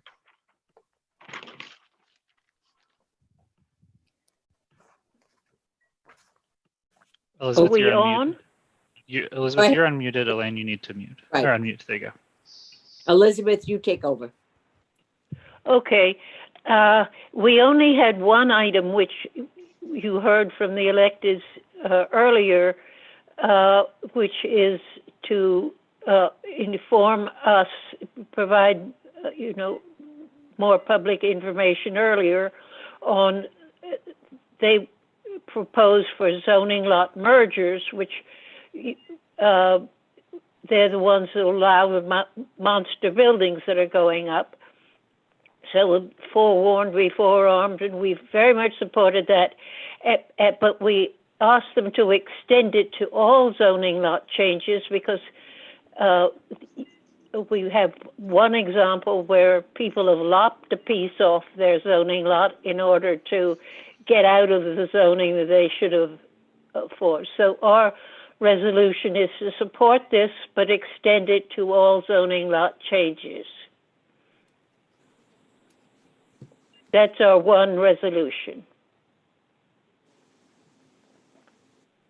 Would anyone like to talk about it, or would you like to call the question? Barry and Michelle have their hands up. I'd like to call the question. Thank you. Second, anybody? Before there's a second, before Yes, there's I second it. Okay. Yeah. Before we Okay, vote thank you very much. Please call the roll. Wait a second, please. Before we call the roll, I just want to I wanted to make a friendly amendment to this, which is to include the city council, that the legislation seems to be emanating from the city council with DCP supporting it. So I would ask that the resolution include both bodies. I know I'm a little out of turn, sorry. I tried. At the meeting, it was presented by CPC, and they were the ones who. I'm perfectly happy with that, but they said that they couldn't describe it further because it was very early in the process. What we were described. Right.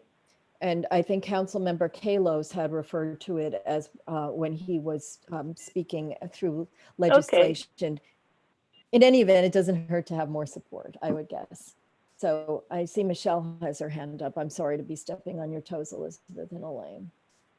Yeah, the reason it says CPC is because they're the ones that put it forward, and that they would be the body that would be informing us. So while I'm perfectly happy to have all the support we can get, i.e. the city council, they're not going to be in the same position. So to include them in here, I'm not sure that that's quite right. I think we were addressing what the CPC has offered to do. We're basically accepting that, but we're adding to it. So I'm not sure that the city council has a place here. Maybe I misheard, but I thought Ben Kalos addressed it in his report this evening. And I thought that the DCP said that they spoke at the city council hearing and offered their support for zoning lot merger transparency. So I guess the question is then, who is the body that would be informing the community board? If it's the city council, fine. But if it's the planning commission, then we want to ask them to inform us. Typically, it would go to the city planning commission first anyway. Any application goes to the city planning commission first. So I think if we want the earlier notification, we have to stress that we want the city planning commission to notify us, because the council comes much later down the pike.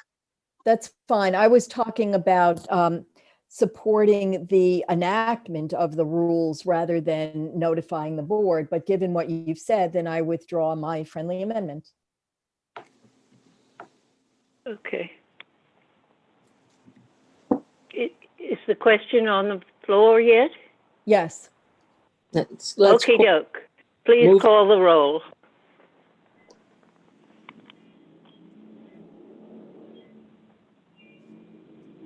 Sorry, we just had Secretary? Yep. I'll be the one calling the roll here. So as a reminder, use the raise hand function, please, if you are voting no, abstaining, or not voting for cause. I'll give it a minute, let people raise their hand. And Will, if someone's on the phone, how do they raise their hand?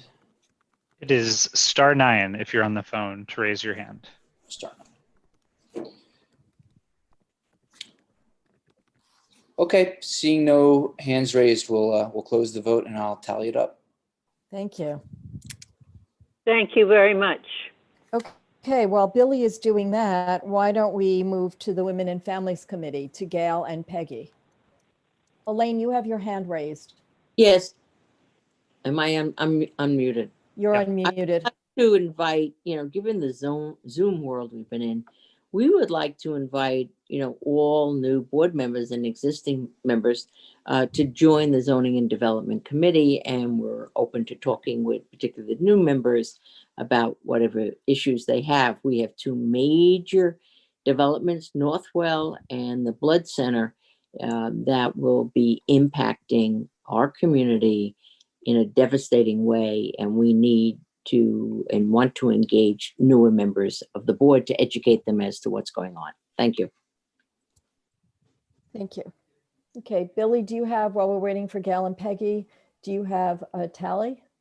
Yes, it was close, but the vote was 47 yes and 0 against. That is close. Thank you. Okay, Gail and Peggy.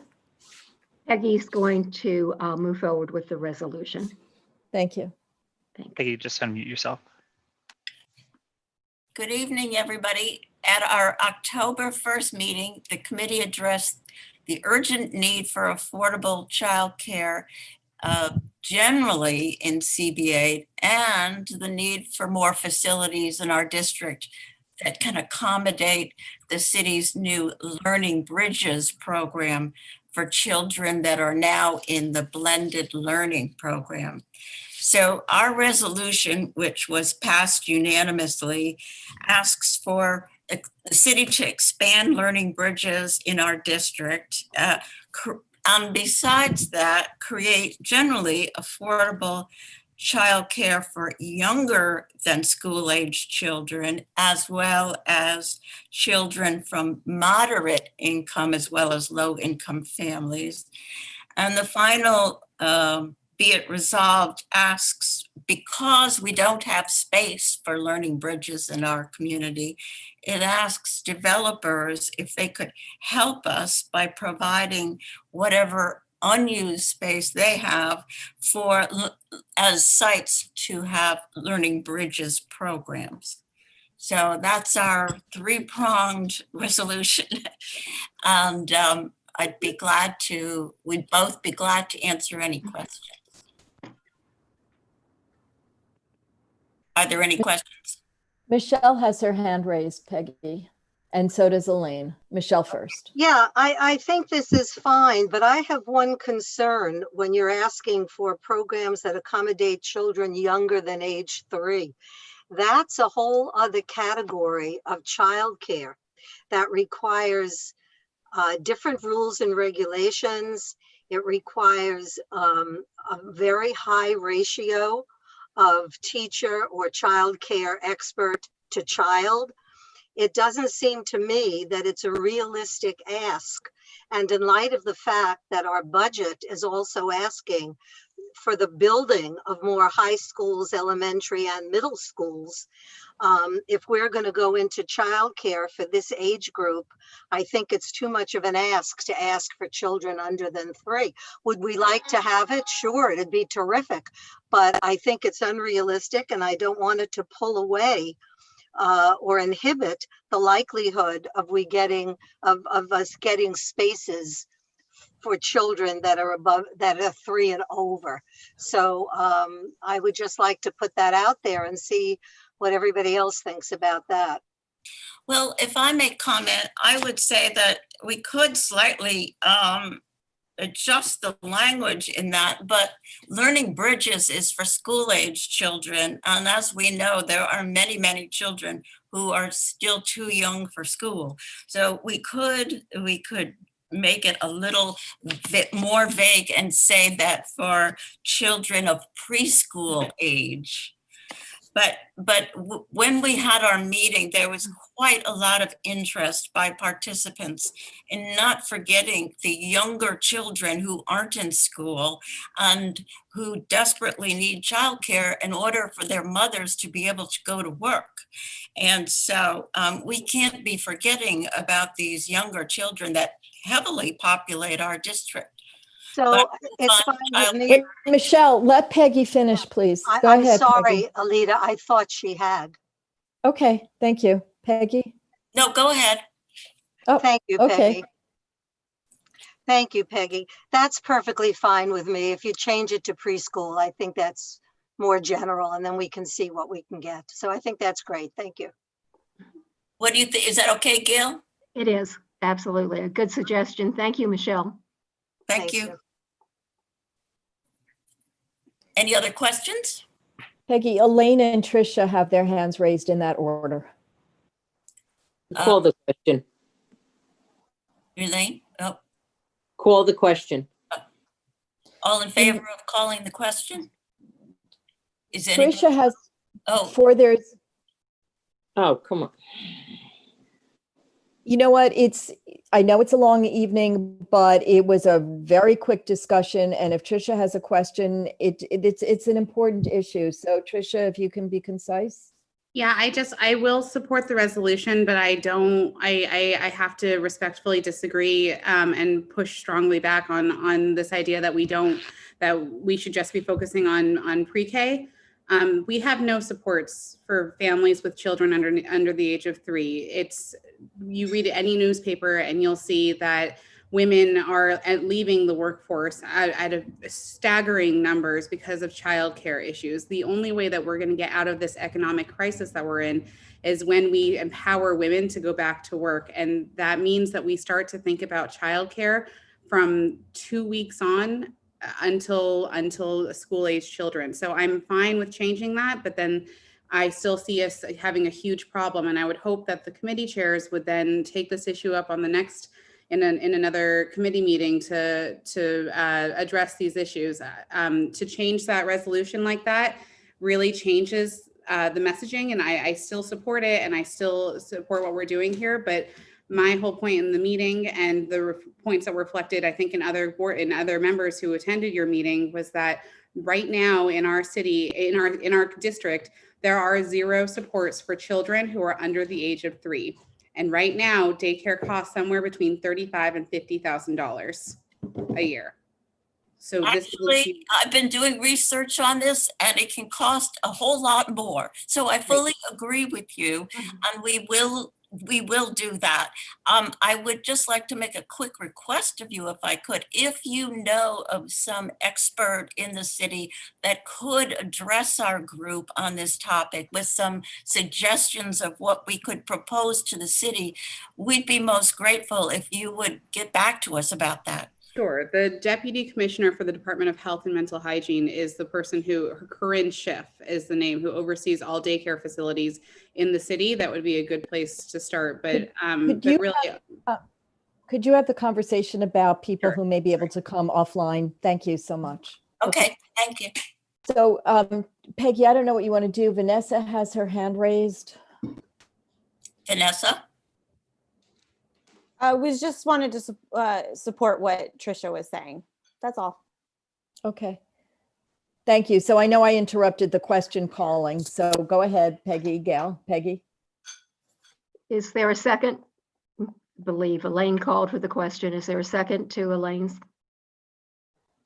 Barry and Craig have their hands raised. And Marco does as well.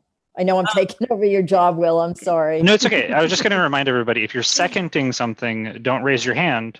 Use the clap emoji or the thumbs up emoji so that we don't call on you as if you have a question. That's all.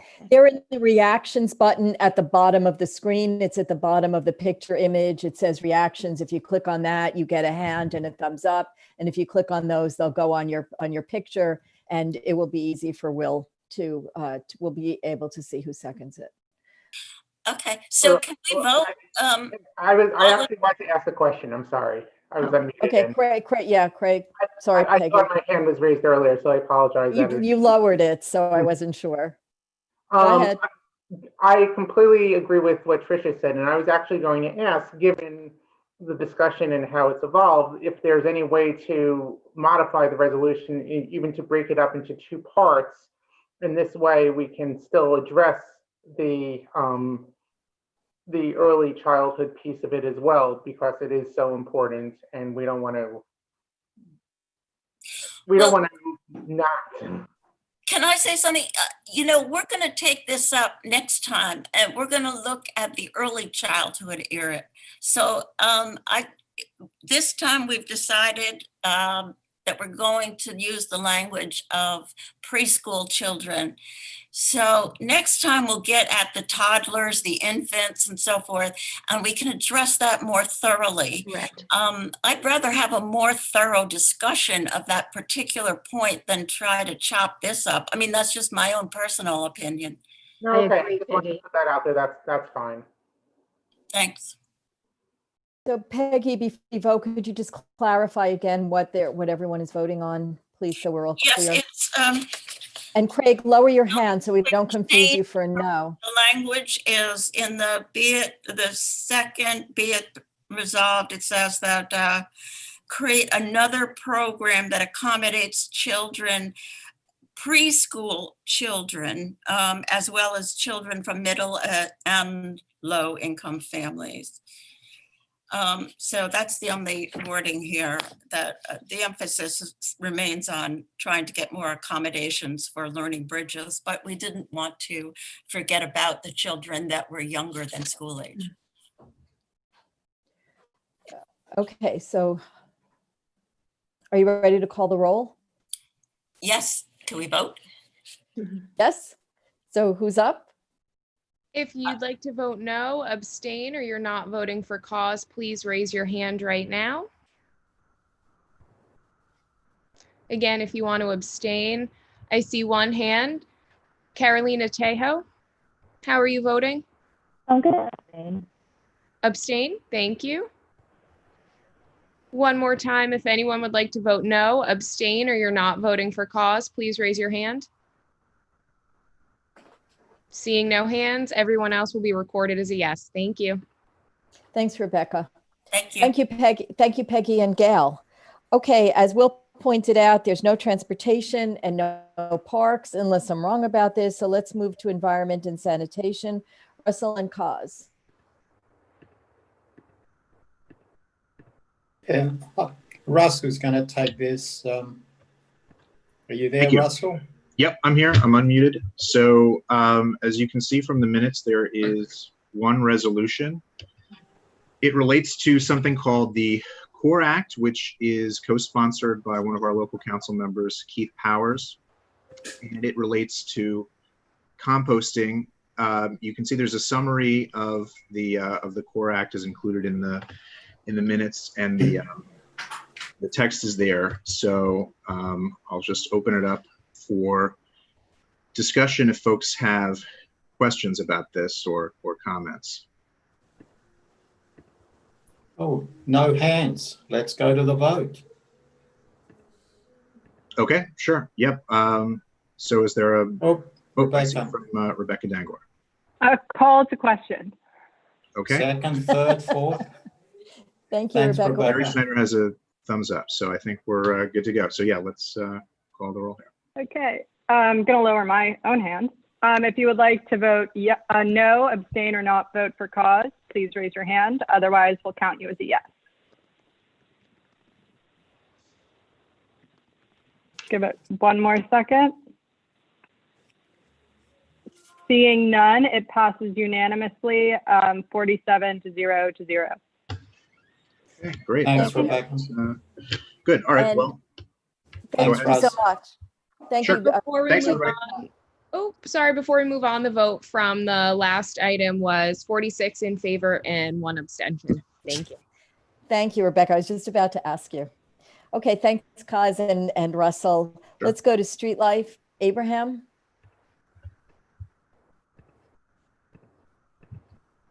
Okay, can everyone hear me? Yes, thank you. Great. So for street life, we have 5 unanimous approvals. Does anyone want to make a motion to take them all together? Go to Russell. Yes, I do. So moved. Great. And we have a hand up for a second. You have Vanessa Aronson.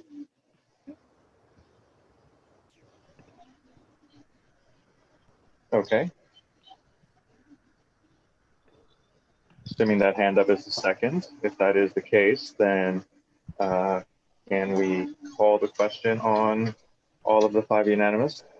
So again, if you're voting no, abstaining, or not voting for cause, raise your hand, or otherwise this will go down as an approval for all 5. For anyone on the phone, it's *9 to raise your hand. Give it a minute or a few seconds. Okay, seeing no hands, we can move on to the next one. Thanks. Thanks, Billy. Thanks, Abraham. Is that it? Okay, I see Elaine, you have your hand raised about something? Will, could you unmute Elaine? I guess I'm muted. Yeah, I wanted some clarification around all the restaurants now that are allowed to do sidewalk service. And what is the role of the liquor authority? Do they have to apply to extend the license to the sidewalk or street?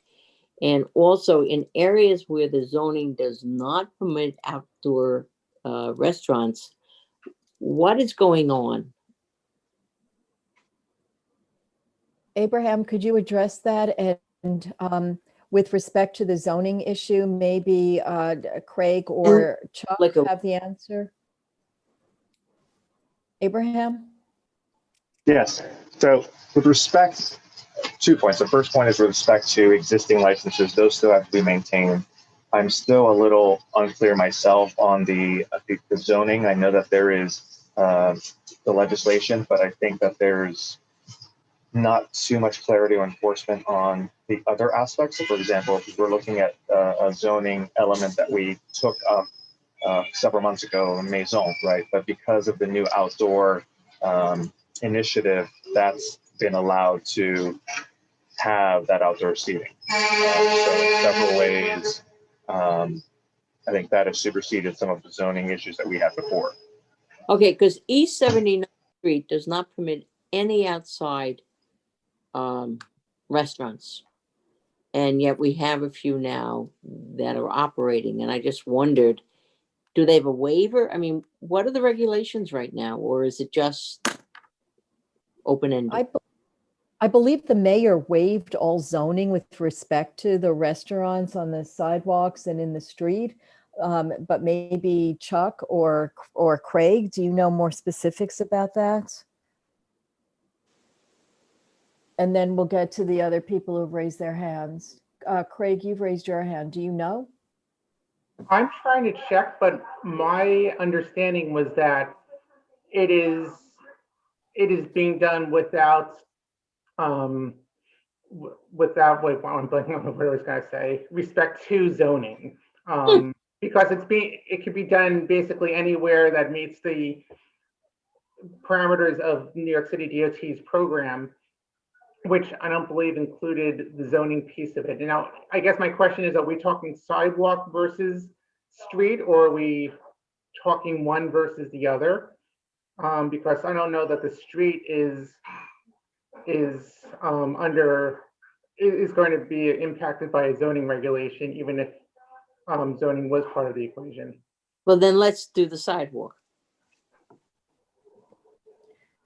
I think, Craig, and correct me if you know more, but I believe that still the mayor's directive encompasses both street and sidewalk from the DOT, which then is going to pause or supersede whatever zoning restrictions there would have been before.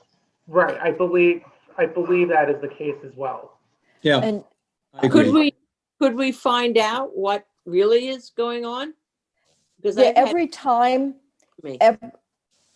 I'm sorry for interrupting you. Every time the DOT has come to the borough board and raised these issues, and I think at the transportation committee of the open dining, there are so many more questions than they have time for, and they don't have answers for all of the questions. But certainly we could look into where zoning fits into all of this, because I'm sure you're not the only one who is wondering about that. So Alita, maybe we can compile, we can ask the board members that have specific questions like Elaine, that we can submit to DOT to figure out like what the hierarchy is. My impression was still that the mayoral and DOT directive superseded, but if there's other exceptions that maybe or nuances that haven't been easily or clearly spelled out, that would be good to know.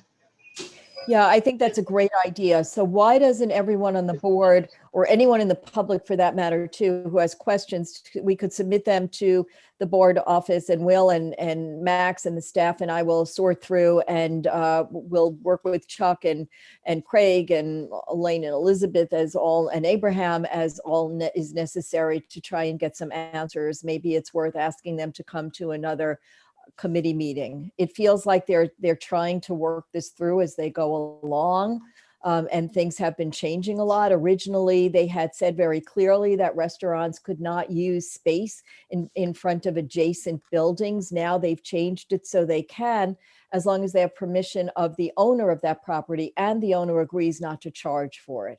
So they're changing the rules, and it's hard to keep track. So anyone who has questions, let's try and get answers to them, because they're good questions, and we should know.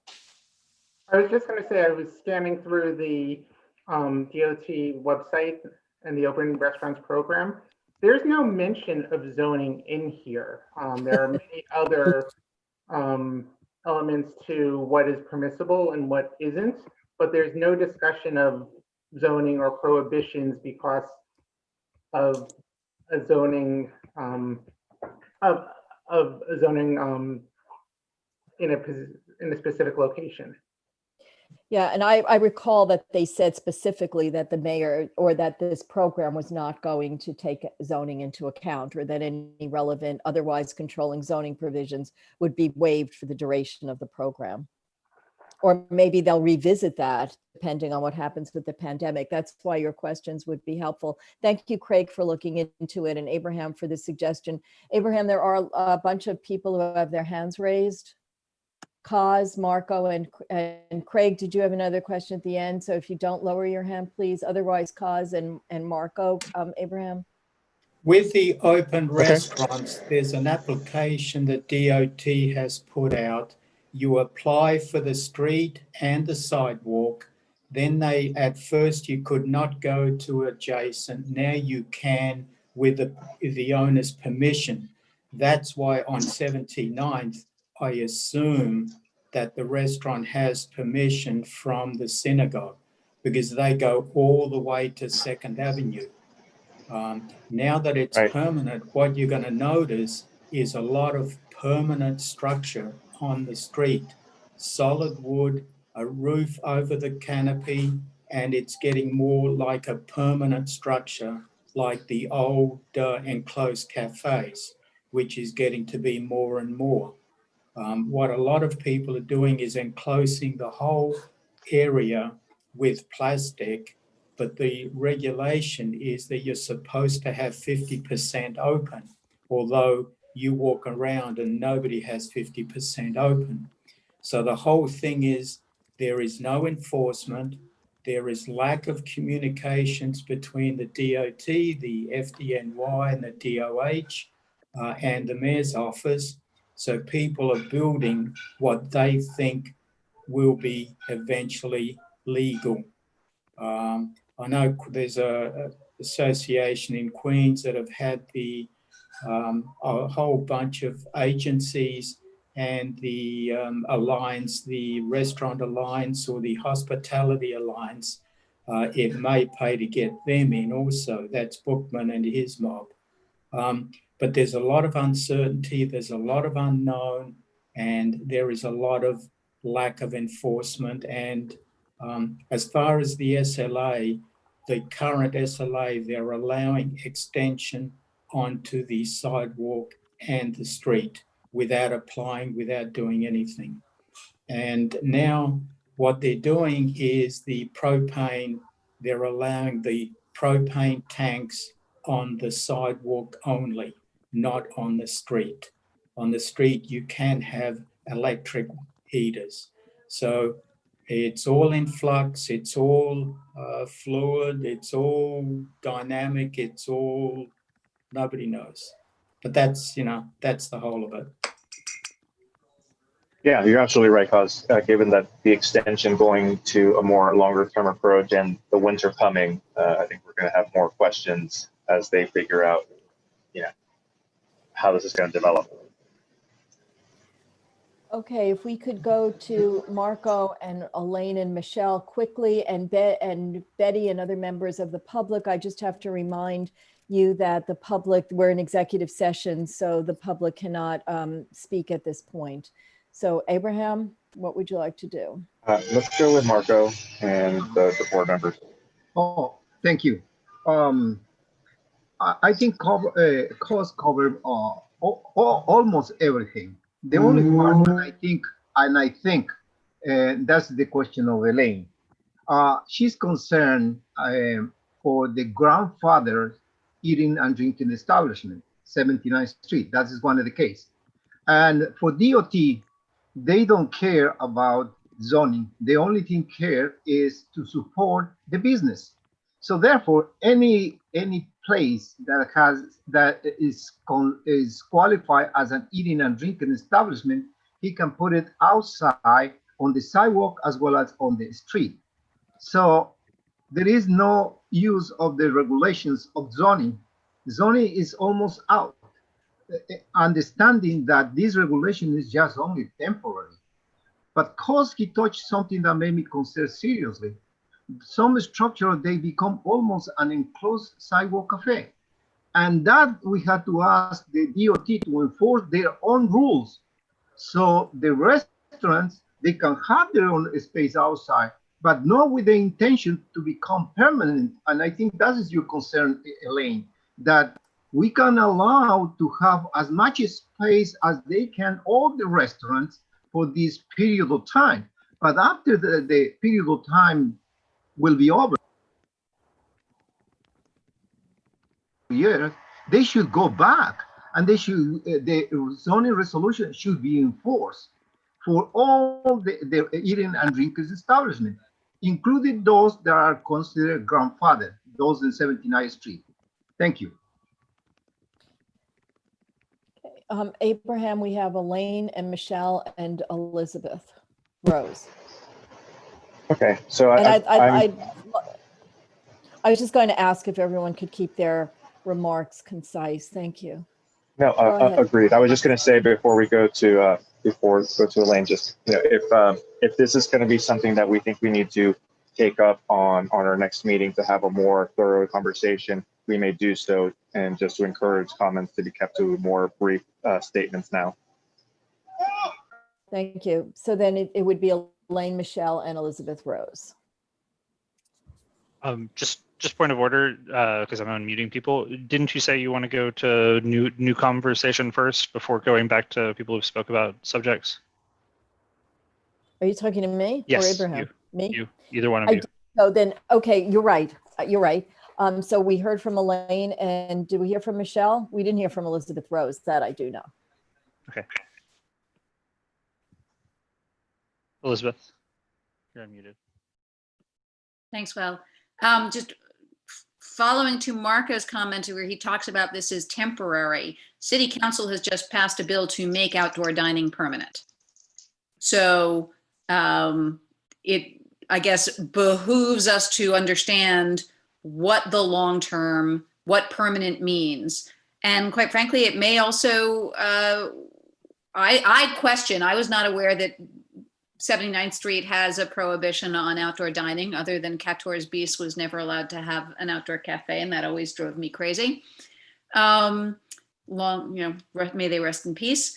It may also be worth revisiting the zoning of our streets as to why some of them are zoned to not allow outdoor dining, which quite frankly, I think is just an enormous, enormous success in New York City, both for COVID, but I think also for long term.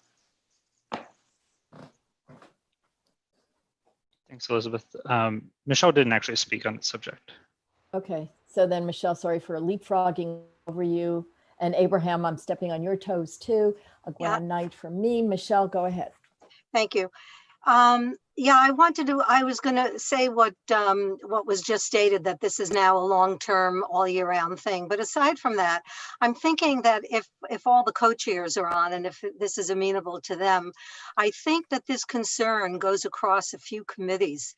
For example, now that these structures are becoming more permanent They are, a lot of them, they did suggest sort of plastic bubbles, but they are being constructed of wood.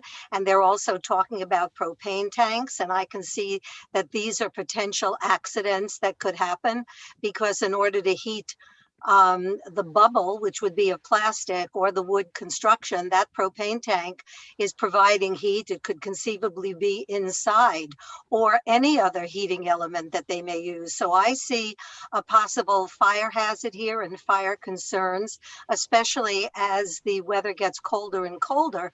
The owners are going to be inclined to make these structures more and more enclosed, which of course will defeat the whole purpose of them being outdoor and outdoor construction, as opposed to having customers inside. So I can see that this kind of thing goes across the zoning committee, the environment committee, street life, safety. You know, there's a lot involved here as more and more of these go up, and with no licensing required. So I would, you know, anybody who chairs those committees, if you think it's a good idea, and the small business committee as well. I mean, a lot of committees are involved, so I don't know how you would all want to handle it, but it sounds to me that it would make sense doing it in one big meeting rather than have repetition in 5 different committees. And also we could benefit from the input of each person at one big meeting. So I want to throw that out there, if you want to do it like a forum or a multi-committee meeting or whatever you all think, but I think it needs to be addressed. I think it's going to be a major issue going forward, and especially in the winter months. You're going to have to deal with snow making, you know, all that kind of thing. Thank you, We'll Michelle. figure out how to do it and who to invite, and to get the maximum amount of input from the board and the public and the city and the hospitality groups and everyone else. So there are a lot of questions that go across community board lines. Yes. Anthony, I'm sorry, Abraham, if you don't mind, Elaine has her hand Yeah, I think raised. Elaine, I think you're our last contestant here. I think what Michelle is suggesting is important. I don't think there's been any attention given to, you know, I support totally small businesses, restaurants. My brother, after 35 years, has had to close his restaurant permanently. So I fully understand the issues, but I do think that we still need to look at all of the regulations in place and how they conform. We have restaurants that paid for an outdoor license. They've paid it. The new group is not paying it. We've got equity issues. There are a range, and I've had complaints from people. Eli on 79th and 3rd has been operating illegally for a number of years. They get away with it. They're turning into a bar now, has caused a lot of complaints from residents who did not believe and did not think they bought and live in a neighborhood that now has an outdoor bar. But I think Michelle, it's very important. The other complaint I've had is from restaurants who've done their outdoor, and then what happens is DOT or comes by, no, that's not what we want. Forget your $2,000 you spent on your outdoor frame. You've got to do something else. So I really think we do need to take some leadership for our businesses in the neighborhood so that everybody knows what's going on and we know what's going on and can explain to the public. Everyone is right. It does need to be tackled and it needs to be looked at. And Elaine, you raised the issue of equity. I know when there are city bike stations or fire hydrants or bus stops, it precludes the restaurants from opening. And that's something that's been raised not just by this board, but by other boards. And it's something that is very concerning because location can determine the longevity or success or closure of a business. And that is not necessarily how it ought to be. So we'll figure it out to make sure that all of these questions are addressed or looked at in the best way and the most expansive way possible. So thank you everyone for your input. And I think Abraham, do you want to wrap it up or do you want to add anything? Yeah, no, that's great. Thank you. I think we should still proceed with the questions that we requested earlier, and then that'll lead to the larger collaboration across the committees, because obviously this is affecting us. It's new ground that's cutting across many, many different areas. So thank you very much. Thank you. Thank you. Okay, let's go to landmarks. David, Jane, maybe Anthony, I'm not sure. I know you're here, David. You just need to unmute David and Jane. Yeah, I did unmute myself. There were four unanimous resolutions. I normally don't like to do this. I don't think David does either. Is David here? I think he I'm is. here. I'm here. Oh, good. That I in was- the interest of brevity, we could take the four unanimous together, or do you want to have a separate vote on each one? It's fine. Usually I prefer people to understand at least what they're voting on. But It's not as late. But if you would like to propose four unanimous ones, go ahead. That's fine with me. Okay, thank you. Normally we would never do this, but I know that Alita has a new business item coming up. It should be a quick new business item, Jane, and it's Well- also, thanks to everyone's conciseness, it's also earlier than I thought it would be, so I leave it to you and to David. Jane, I would never oppose your suggestions, so go ahead. Well, I normally would never suggest this, but we've had this discussion. So why don't we take them for this once? We'll consider it an aberration, and we'll take the four unanimous ones, which are number 1, 135 East 71st Street, number 4, 61 East 77th, number 5, 5 East 62nd Street, number 6, 1022 Lex. Were all unanimous approvals. Yeah, I would just like to thank Anthony. I don't think he was there before. Oh, And he took two of those, and he acted as a third co-chair when my computer broke down. So we just want to thank him.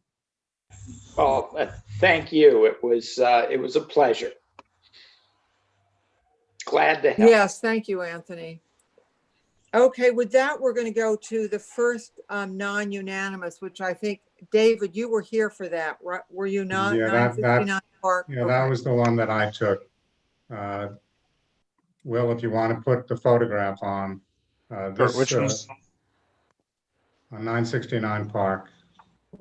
That happens to be a building that had a uniform window arrangement. No. That's the wrong one. I'm just getting to it. That's it. There you go. That's it. Basically, it's 6 divided lights in the upper and just one big pane of glass in the lower. There was a discussion as to whether when this building was built, it was 6/6 or 6/1. Both are considered to be appropriate for the building because it could have been either. And I think there was one no on this. Other than that, everybody voted in favor of it. And the idea is to have a master plan that now reflects this appropriate uniformity of the building. Most of those windows now are single pane wood. Some of them are aluminum. The new master plan would call for the same 6/1, but all the detailing would be reflected in the aluminum, and those would be wood windows clad in aluminum so that they would have a long lifespan. So in general, except for one person, we thought this was approvable. So I don't know if anybody has any questions, comments, or if somebody wants to make a motion.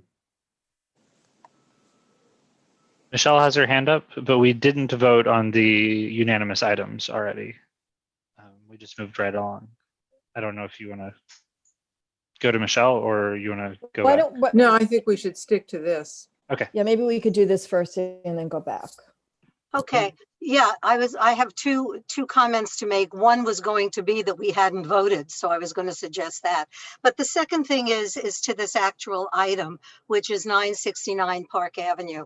As you look at the building, yes, it's true. It is all uniform. And of course, all these buildings always look best when they're all uniform. However, in our committee, and I wanted to be more registered as, and this is why I voted no, actually to call awareness to the fact that this is an unusual situation. Ordinarily, this committee would not necessarily approve non-original windows just because after having had errors all the years just because they're now uniform.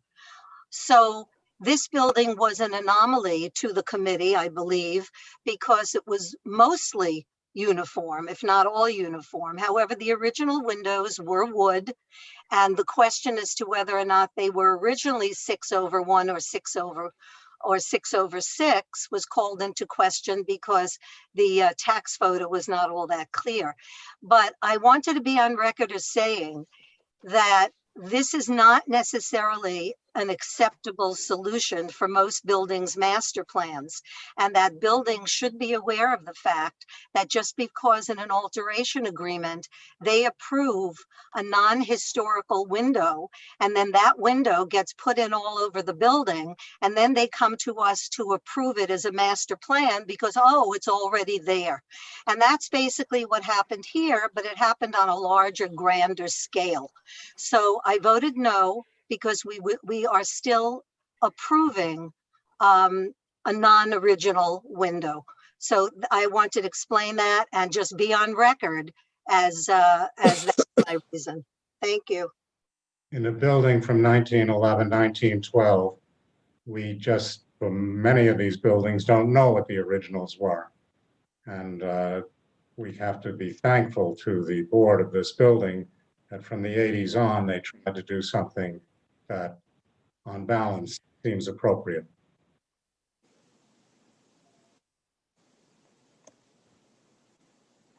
Anthony has his hand up.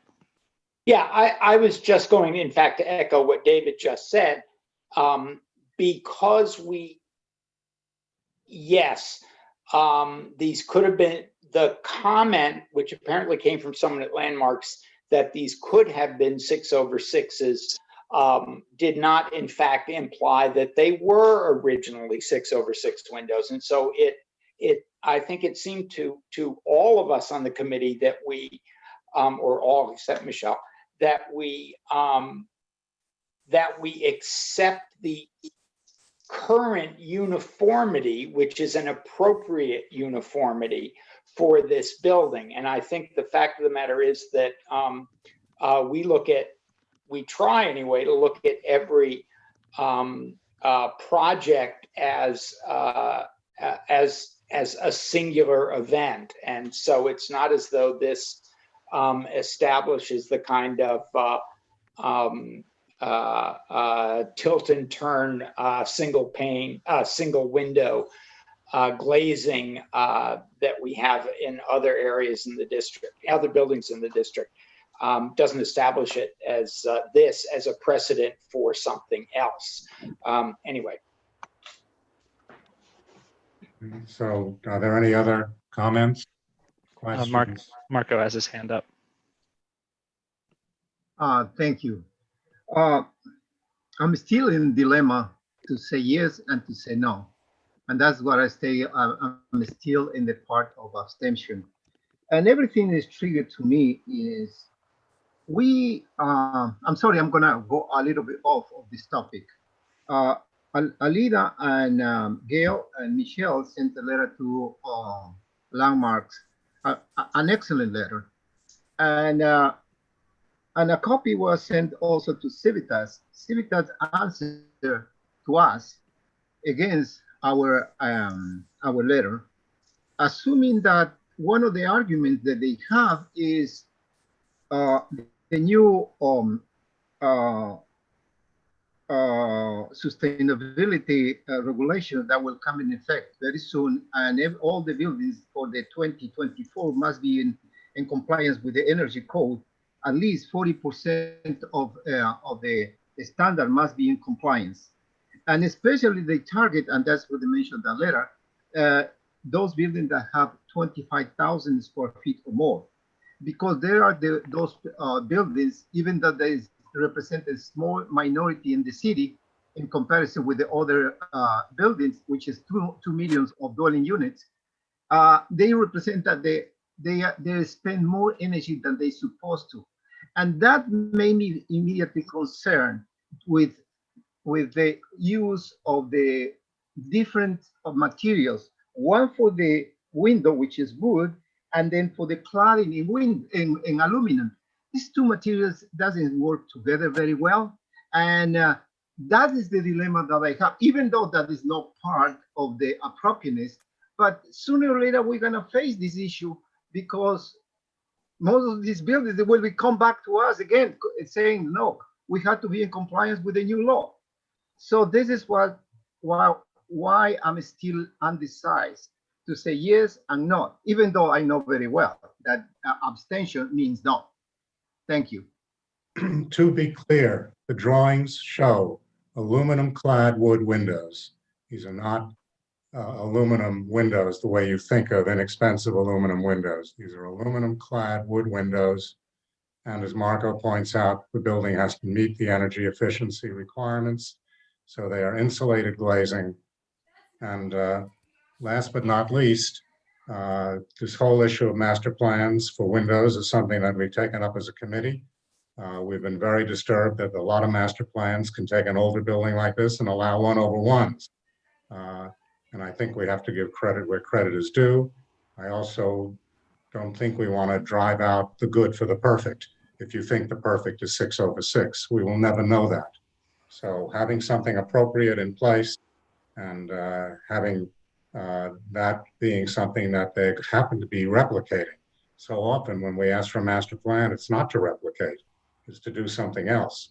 But here we have something that can be replicated, and by not asking for 6/6s, which would make a patchwork out of this building for the next 40 years, let's make it appropriately uniform and let's approve it. And that's where most of us came out.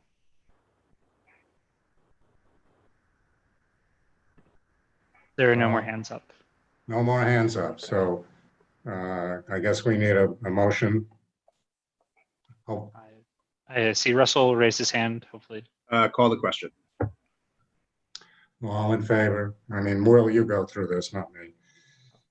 If you'd like to abstain, vote no, or you're not voting for cause, please raise your hand at this time. Before we get there, Rebecca, I see Ed had his hand raised. I'm assuming he wants to second it. Let's just get the second out there. Ed, is that right? He lowered his hand, so did the other person. I think Gail had raised her hand. Okay, just use the reactions button if someone wants to second calling the question, please. Gail, you're unmuted if Yes. that's what you were doing. Second, yeah. Okay, thank you. Now you got it, Rebecca. Go ahead. Thank you. If you'd like to abstain, vote no, or you're not voting for cause, please raise your hand now. Again, this is for landmarks item 2. Michelle Birnbaum, how would you like to vote? No. Thank you. Marco Tamayo, how would you like to vote? I'm going to abstain. But my point that what David said is not what I try to mean. I try to mean is the uniformity of materials. That means that different materials, they have different modulus of the elasticity, and we can discuss in the future. I think we will. Thank you. Seeing no other hands, everyone else will be recorded as a yes. Thank you. So I think we're ready to move to item number 3. Are you doing the unanimous ones, Jane? We should do the vote on the unanimous ones. That was number 1, number 4, number 5, and number 6. Is there a motion? Ed has his hand up. Ed? Call the question on all 4. I see Is Russell there a giving a second? thumbs up. Is there a Russell. second? Okay, Sorry, Jen. and reminder, if you would like to vote no, abstain, or not vote for cause, please raise your hand. And these are all unanimous approvals, so a yes means yes. For items 1, 4, 5, and 6.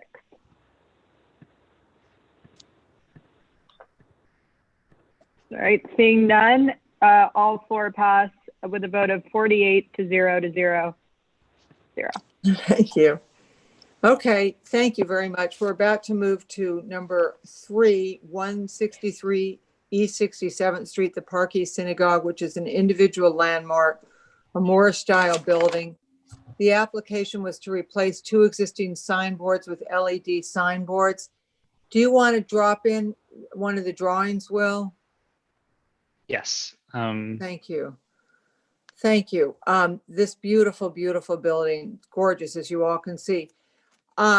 There was it was not a unanimous vote because some people felt that the paint color, the paint that would be used for the conduits, the two signs, as you can see, need conduits to provide the electrical work to the LED boards. And was the right kind of textured paint going to be used or not? There was a long discussion on this. We got a very, very nice email from the representative of the applicant this evening who said that they are going to look for a textured coating if they can find one, that they did want to take into account that some board members were very concerned about that, and that the synagogue does want to come up with a solution that is aesthetically pleasing and durable. This is on the paint. You can see the conduits. You can see that they want to match it with a similar color, but they might not be able to find the textured paint, but they're going to try. And they are also want everyone to know in this email, which just arrived at 6:15 tonight, to know that if anything does cause a nuisance within the individual signage, each one on each side with the LED new replacement signage, that they want this programming to be appropriate. And I think are going to provide us with a phone number if there are complaints about the signage. They want to be a good neighbor. So it was really nice to get that letter. I have to say, this fellow also said that I added levity to the meeting. I doubt that I did for anybody who was actually there. But in any case, maybe a couple of the people who voted against the application want to comment. Will, are there any hands up? Michelle, Elizabeth Ashby, and Elizabeth Rose, and Gail Barron. So I'll start at the top. Michelle.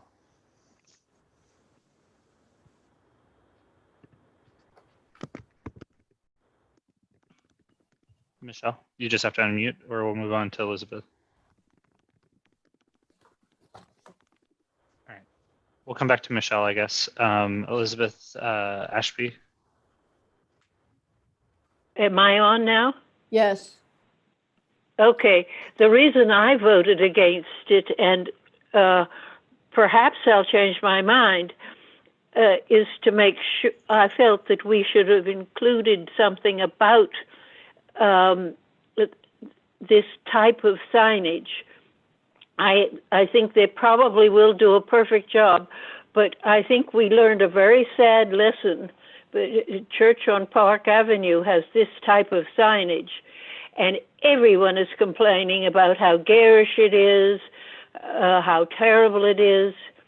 And so I just felt that we should have something in our resolution that required that it not be garish. That was the reasoning for mine. Thank you. Thank you, Elizabeth. Is there another hand up, Will? There is. Michelle actually is unmuted now. So, and then we have Elizabeth Rose, Gail Barron, and Russell Squire. Oh, good. Okay, my buttons weren't working. I was clicking and clicking and it didn't work. I want very, very much for this synagogue to have the sign that they want. So that's not why I voted in opposition. I voted in opposition because the resolution said as presented. And at the meeting, I requested that we vote as an approval, et cetera, but what we don't say as presented. However, I was turned down for that friendly amendment. And the reason I said that was because we had a lengthy discussion about the paint and the fact that what they were showing us was just a simple Benjamin Moore paint, which if this metal conduit is painted that in very, very short order, it's going to be chipped, it's going to be discolored, it's going to be, you know what a painted outdoor surface looks like. It needs maintenance and it will be unsightly. We discussed the fact that there does exist textured paint. And as a matter of fact, an architect that was speaking on another issue verified to us that you can add sand to a paint, that there are all kinds of appropriate options that the synagogue could use. And in fact, during the meeting, the representative of the synagogue was virtually agreeing to that. So I saw no benefit to have the resolution say as presented. And even tonight, because it doesn't include the discussion of the more appropriate paint, I would like to make a friendly amendment again that the words as presented be removed from the resolution. Thank you.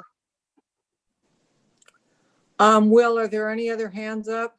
Yes, Thank you, Elizabeth Michelle. Rose, and then we'll go to Gail and Russell. Thank you. So I looked at all the materials before the meeting on Monday and almost attended the meeting because of this one. I ultimately sort of came to the conclusion that I think the current signage looks terrible too. And I have a hard time sort of telling the synagogue, no, you can't have a more modern kind of sign, since we've chosen a sign that is the exact same size as what they currently have. I can certainly see how, from a labor perspective, they will get much more value from being able to program the sign from an interior slot. On the question of the paint, I think part of the problem is that they're matching the wrong color, because the conduit breaks the plane of the next surface. This conduit is running between two different colored surfaces. And so the question of, do you match the lower surface or the upper surface? You're breaking the plane of the upper surface more. There's going to be no win here. No matter what you choose to do, there isn't a single right or correct answer. If they can find something that's textured, great. I almost would wish that we just let the conduit stay metal, because you're just, no matter what you do, you end up with something messy. Thank you, Elizabeth. I want to remind everyone that we did get this email this evening, which I asked Will to forward to the members of the committee, that they are researching products to see if there is a textured coating. I think I said that earlier. Thank you. May I add something, Jane, just briefly in response to what Elizabeth had said, which is not a lot of the reason for the sign is to make it more accessible to people who have trouble seeing or who are elderly, and it is more visible. So it's so I just wanted to add that. Thank you, Jane. Yes. I think Gail had her hand up, and Russell too. Yes, correct. And I apologize, I didn't see your email. It was once the meeting had I know, started. because the email from the applicant came very late. Am I still unmuted? Yes, David. And David, I want you to speak at the end, so we'll get to you. Okay. I didn't have a problem with the LED signboards. I, applaud the synagogue for doing the updating, but I share Elizabeth's view.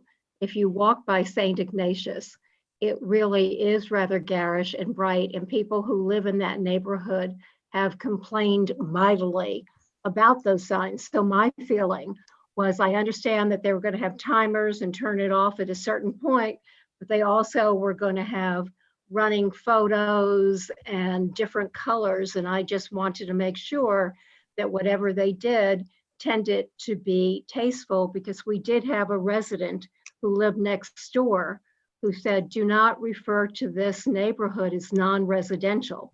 There are a lot of residents that live on that block. And she was very concerned also that the sign was going to be a little bit too bright and over the top. And if they're certainly willing, I'd rather have something in the whereas to kind of confirm what they've agreed to do, rather than go ahead and say, this is just fine, and then you suddenly have a number to call for complaints. I think we should be looking at how do we ensure that the signage is done in such a manner that there aren't going to be complaints. Thank you. Thank you, Gail. Russell, I think Russell had his hand up. Correct. And then Trisha and Michelle.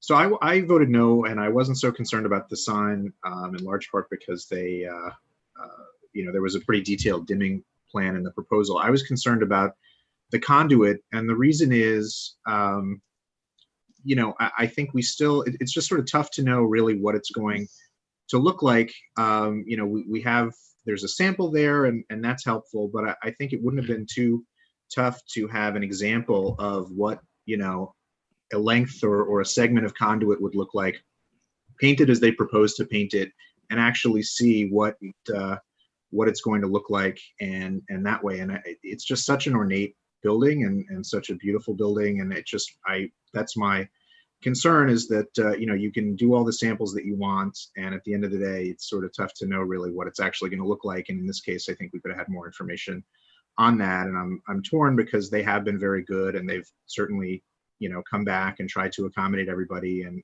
gone to lengths to do that. But that was my concern, and that's why I voted no. Thank you, Russell. Will, Yes. Michelle has already spoken on the issue. Is her hand up again? It is, but you have Trisha ahead of her. Oh, Trisha. Okay.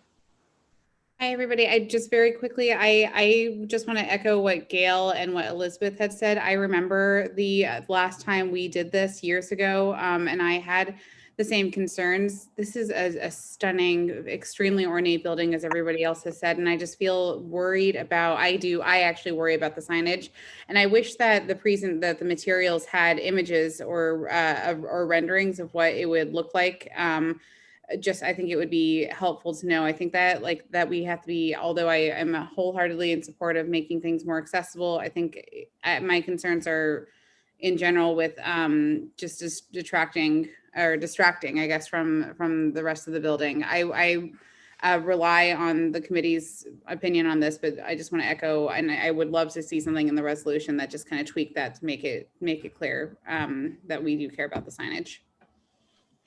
Thank you, Trisha. Will, does Michelle still have her hand up? Correct. And Anthony and Elizabeth Rose.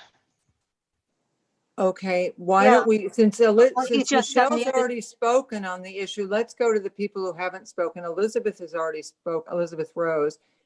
Who was the new person? Anthony. Anthony hadn't spoken. Thank you, Jane. I guess what I want to say is that I think the sign is appropriate. I think that the assurances that the committee received as late as you point out at 6:15 this evening, that the synagogue intends to be a good neighbor, are reassuring. And one of the things I think for all of us to bear in mind is that the technology of LED signs has changed exponentially sort of every year. And so this sign will be much more adaptable than let's say signs that were installed elsewhere a couple of years ago.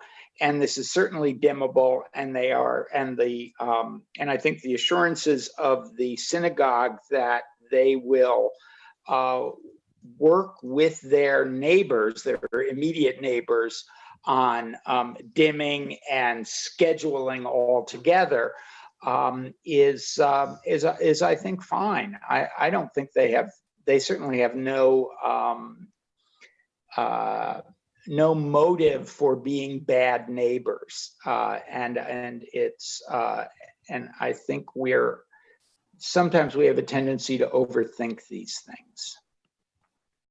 Thank you, Anthony. Okay, now we can go back to Michelle. There's one more person who has not spoken, and that's May Malik. May. Oh, May. Hi, can you hear me? Yes, we can, May. Great. Just a couple of things. I agree with everything that Anthony said. As much as we overthink little things, I think there's something that we didn't think enough of, and it wasn't accounted for, in my opinion, enough in the previous conversation. This is also an issue of accessibility. I understand that it can be a nuisance, and it is indeed a residential street, as a community member confirmed to us. Nevertheless, I think the inconvenience is a smaller matter when it comes to increasing the accessibility of some of the elder congregants, as noted by the applicant, who rely on that messaging to be accessible, to be bright. So it's just a matter of accessibility, and I think to heck with inconvenience if it means greater access to more people. Thank you, May. Okay, we'll go back to Michelle, and then to Elizabeth Rose, and then to David Halpern. And then I think we'll cut off the discussion. Thank you. Before you do that, Rebecca Lamort, who hasn't spoken, has her hand. Oh, okay. I didn't know that. She just raised it, Jane. Oh, okay. Thank you. I just also wanted to echo that it's about accessibility and being able to see the signage. And so I would really ask that board members keep that at the front of their mind when casting this vote. Think about accessibility for the people in the neighborhood that are going there and frequenting this space and how the signage will help them. Thank you. Thank you, Rebecca. Okay, now we can go back to Michelle and then to Elizabeth Rose and then to David Halpern. And then I think we can, I don't know if Okay. anybody else wants to speak, but anyway. Okay, I'd like to put a substitute resolution on the floor with an eye towards addressing and confirming what the synagogue has often offered to do. And if seconded, I'll speak to it. I'll just clean up the current resolution so that we acknowledge their letter and what they're trying to do. So if someone seconds it, I'll be more specific.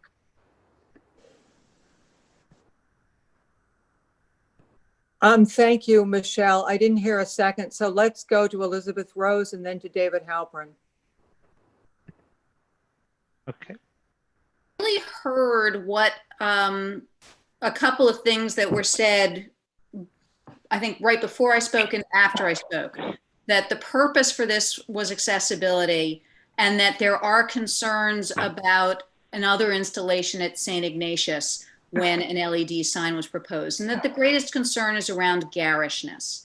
So I'm wondering if we might propose, a friendly amendment to the synagogue's plan and to the resolution, which is that in order to, in light of the desire for accessibility, which we strongly support, that we approve this with the requirement that LED signs be used for text only, which would eliminate the garishness issues, would totally meet the needs for accessibility, and that we set a standard for all such uses of LED signage at our synagogues or churches or whoever else may wish an external LED, that our standard as a community board is these is for text information, that is the purpose. This purpose is accessibility. And that would, I think, go a very long way to address concerns about appropriate usage, garishness, color, light, etc. The purpose is information and accessibility. In that case, let's approve it and say, this is approved for use for text. Elizabeth, we had a long discussion about this. I want to hear what David Halpern has to say, but I really do not want to handcuff the synagogue about what exactly it's going to put on its LED signs. They did send in this letter, you weren't on the committee or weren't at the meeting, otherwise, but we'll send you a copy of it, that the synagogue, if there is a display characteristic that is thought to cause a nuisance, the synagogue will certainly work with the community board to make sure that the programming is appropriate. But I really would hate to see the synagogue handcuffed about exactly what they can put on their signage. And I might point out that right across the street is the 19th precinct headquarters, and right next to it is a fire department ladder company. Thank you, Elizabeth. David, did you want to speak? I don't want to speak long. I just wanted to support what you're saying. I mean, I designed LED sign for a church, and we went through all of these discussions internally and externally and with landmarks. In the final analysis, you just have to trust that a church or a synagogue is going to do the appropriate thing in terms of their signage. And I don't think we should handcuff them in any way. And I know for the church in particular that we were working with, the fact that they could have some images was important to them. And I think that could be important to the synagogue as well. I also think that they're doing everything that they can, particularly dimming at night and so on down the line. But last but not least, this is reversible, which is one of the issues for landmarks. And when you look to the future, this may wind up being wireless and that conduit might disappear. But last but not least, in all deference to some of the comments about paint chipping away, when this is painted with an exterior type paint, it can last for many, many years. There are many, many exterior formulations that are designed to resist weathering. Also, this conduit is a very small conduit. Right now, we're seeing it and we're focusing on it. But if you look at the photograph on the left, and you think about that conduit being painted out the way they're saying it should be for the moment with limestone, you're just not going to notice it. It's going to be incidental. And believe me, as an architect, details, to me, God is in the detail. You've probably heard that from Mies van der Rohe, supposedly. And I just feel that they don't have much choice here. They can't destroy the church to bring the conduit in without its being visible. And it's going to be so incidental and painted out in color that it's really not going to be a major issue. And the paint is going to last for a long time. And last but not least, this is a synagogue that maintains its building and that cares about its building. So believe me, the conduit will be something that if it chips or gets damaged, they're not going to want to see something unsightly at this beautiful building. So those are my feelings about it and a little bit of technical education. Thank you, David. Does anybody want to call the question? Jane, Shari, and Gail have their hands raised.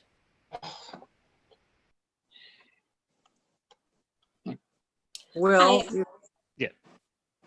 Just briefly, I was trying to get my, as far as Michelle's motion, I just couldn't find where to get the thumbs up. It just seems like common sense to incorporate in the resolution that which the synagogue is offering to do. I'm not sure why we would object. well, to we that. did put in the resolution the dimming of the lights.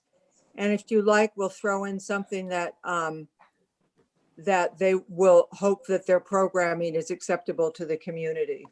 Yeah, I mean, if they're offering it, why not, why not memorialize it? I would, I Well, would. ask okay, that- I will, but it's not going to be part of a substitute resolution. It'll just be a new whereas clause in the existing resolution. If that's acceptable to Michelle, I'll go along with it. Yeah, thank you. Thank you. Did Gail Barron want to speak again? Yes. Actually trying to second what Michelle had suggested and then what Shari just said. If we just, use the friendly amendment to incorporate the email from the synagogue, that would be fine. Thank you. Okay, I think, does anybody want to call the question? I think Ed Hartzog has his hand up to do that. Indeed, I do. Call the Thank question, Jane. And is there a second? See Anthony Cohn. So I think we're ready for a vote. Okay, if you are voting no, abstaining, or not voting for cause, please raise your hand. That's *9 if you're on your phone. Anyone else will be recorded as a yes vote.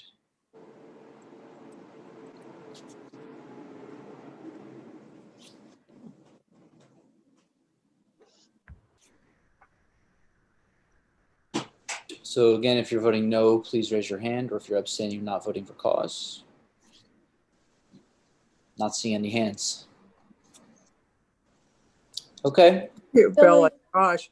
Thank you, Billy. Thank you, everyone. Thank you, Jane and David. Billy and Rebecca, I'm so confused. How many people do we have voting? Because Rebecca said 48, but I thought. I was waiting to correct that. Someone left right before the vote. So the unanimous was 47. We lost someone, but gained someone during the meeting. So numbers got turned off a little bit. No, that's okay. I just want to be accurate because it gets confusing with not being able to see people and not doing the roll call like in person. So thank you. Okay, Billy, thank you, and Rebecca and Jane and David. Thank you. And thank you, Anthony, for helping out. Second, that one. Okay, then we're down to the Budget Committee. Barbara Chalky.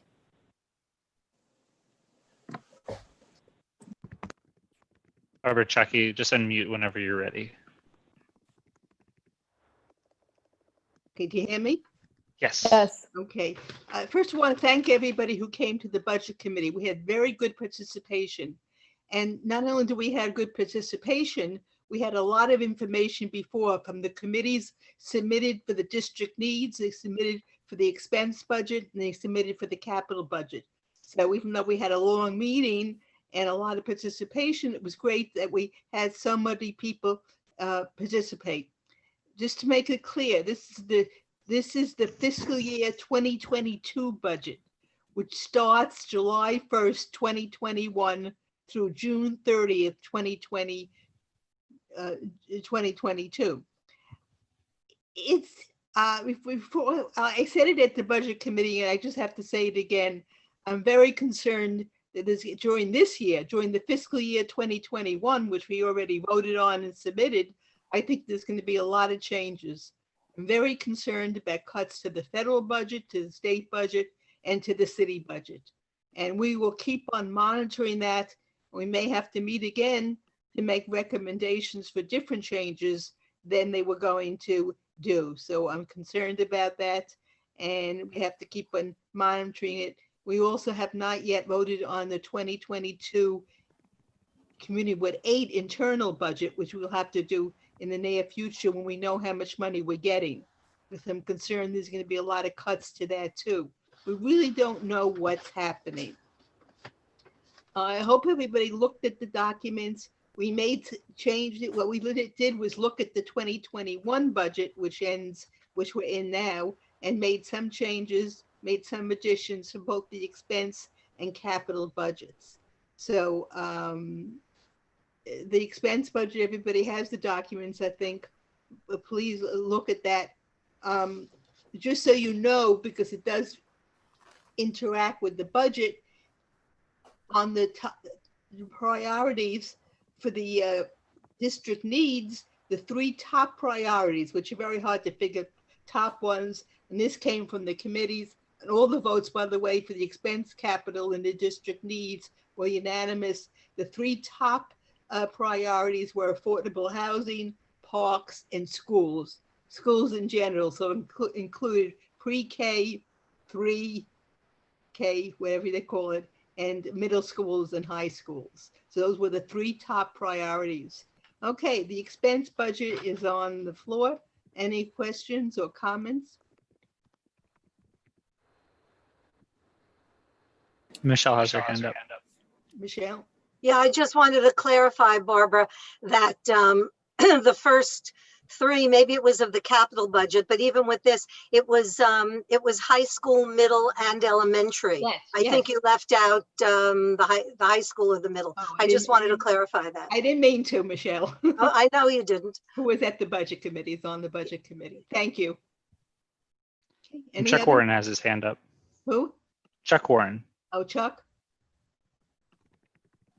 Chuck, just unmute yourself. I'd like to call a question on the expense budget. Okay, is there a second? Yes, Barry Schneider. Okay, thank you.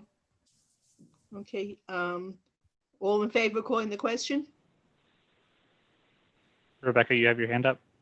Yeah, just want to tell Michelle that the first 3 of the capital budget go number 1 high school, number 2 middle school, number 3 elementary. So they're all there. We make, because it goes to different pieces, so yeah. I just have to say, I hope this year they listen to us. Usually they don't listen to us. Okay, can you call a roll? Rebecca, you doing it? All right, this is for budget items 1A, 1B, and 1C. No, just 1A. Oh, apologies, sorry. I was looking at my notes on the vote sheet. My bad. For budget item 1A, if you'd like to No, abstain, it's you're voting the no. entire expense budget we're voting on, all of the items. We can't vote one, we don't vote for each one, the whole. Barbara, in the minutes, the expense is 1A, okay, I'm capital sorry. is 1B, I can't see that. Okay, I'm sorry. Sorry, And- Rebecca. and the So it is the district 3? needs is 1C. So it is the 3, just to confirm? No, No? just the first one. Okay, so just the first one, so just 1A. So budget item 1A, if you'd like to abstain, vote no, or you're not voting for cause, please raise your hand now. Seeing no hands, everyone will be recorded as a yes vote. Thank you. Thank you. Next was the capital budget, which is even more confusing than the expense budget because they really don't listen to us. I'm sorry, my little editorials, but I get very frustrated. The capital budget now is on the floor. Any comments, any questions? Barry Schneider has his hand up. Barry? Call the question. Is there a second? Chuck. Is that? Okay. Well, Chuck has his hand raised. I don't know if he has a question or was seconding. No, I'm just seconding it. Okay. Thank you. All right, so this is budget item 1B. Raise your hand if you'd like to vote no, abstain, or not vote for cause.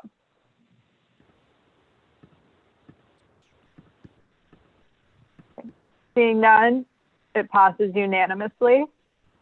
Thank you. And the district needs the whole that it's a long form for the district needs. I told you about the three priorities which we had to do, but there's other district needs too. So any comments on the district needs?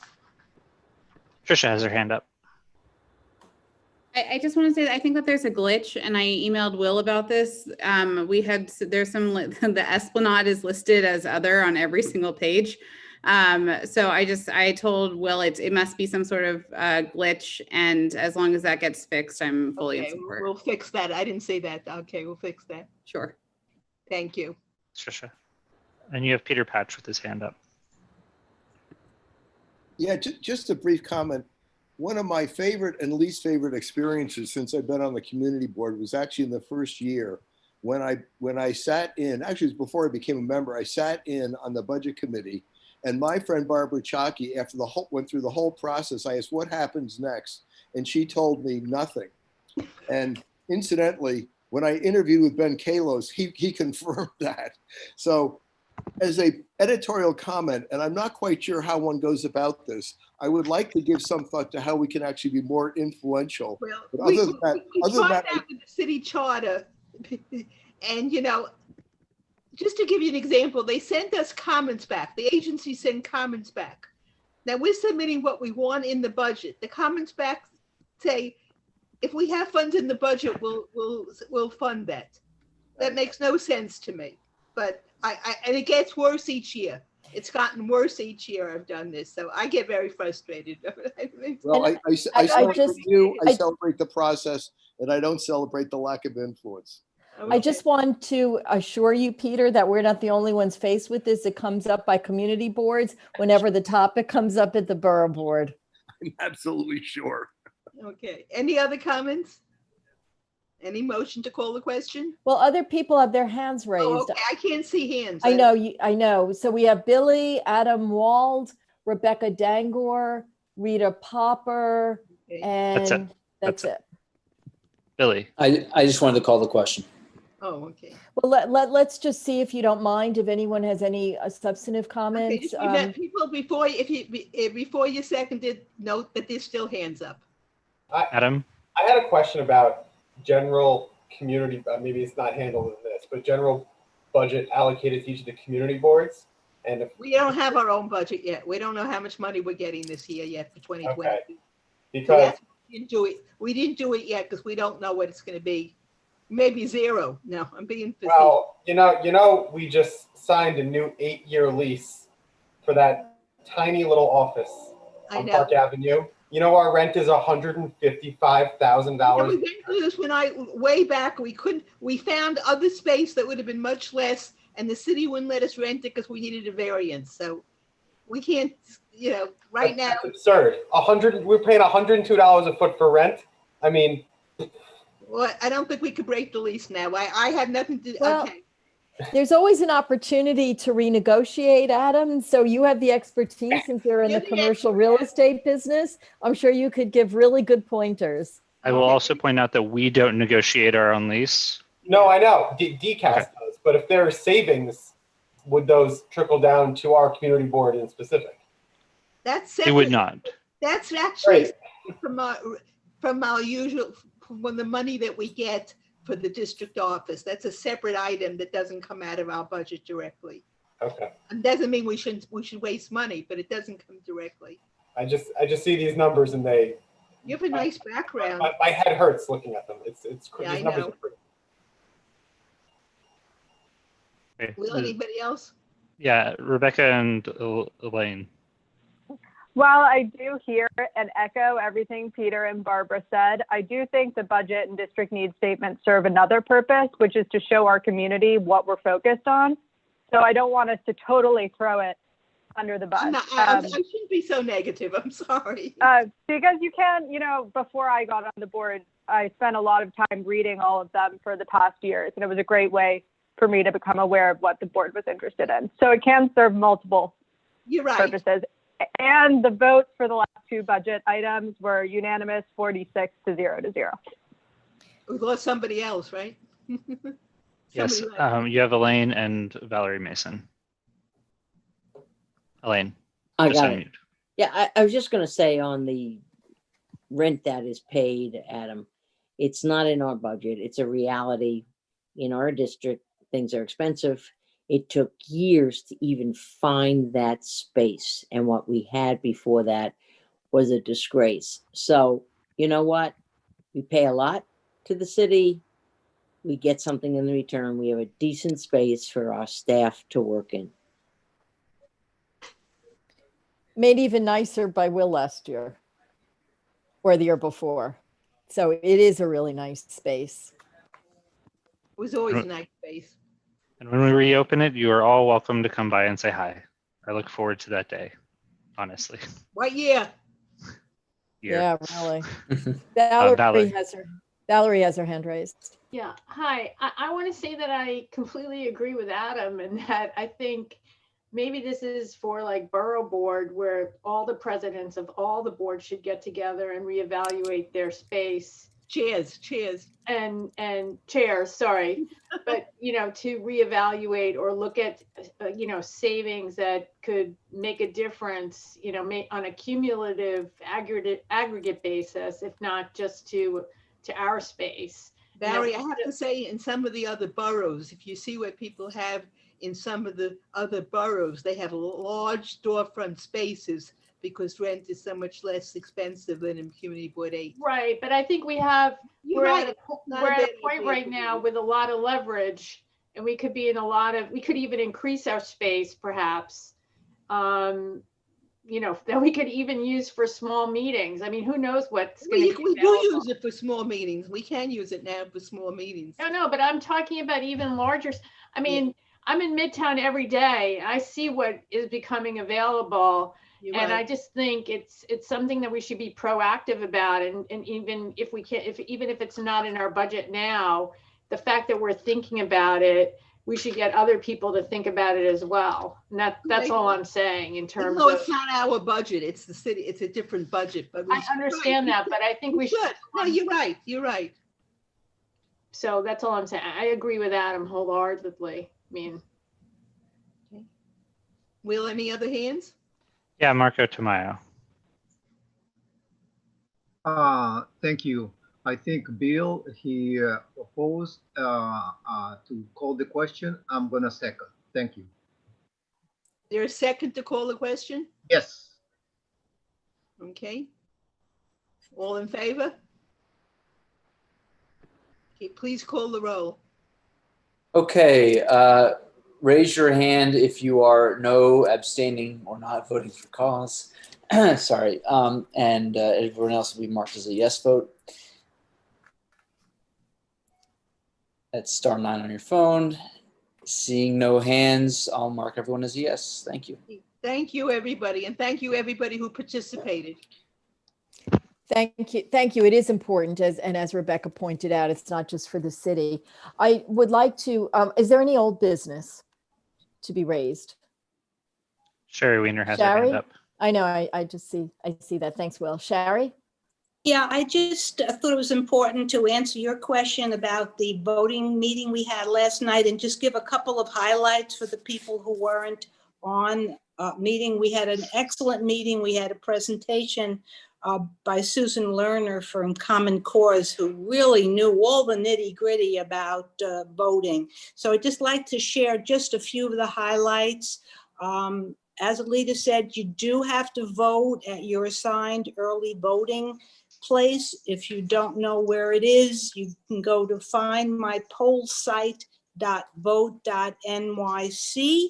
You can, in answer to Alita's question, you can drop off a ballot at any location, though they don't care where you do that. And you can bring ballots for other people. So if you have elderly folks who can't get to drop it off, there's no restriction or limitation on numbers, though Susan said you shouldn't do more than maybe 10, so they don't think you're trying to harvest with her words.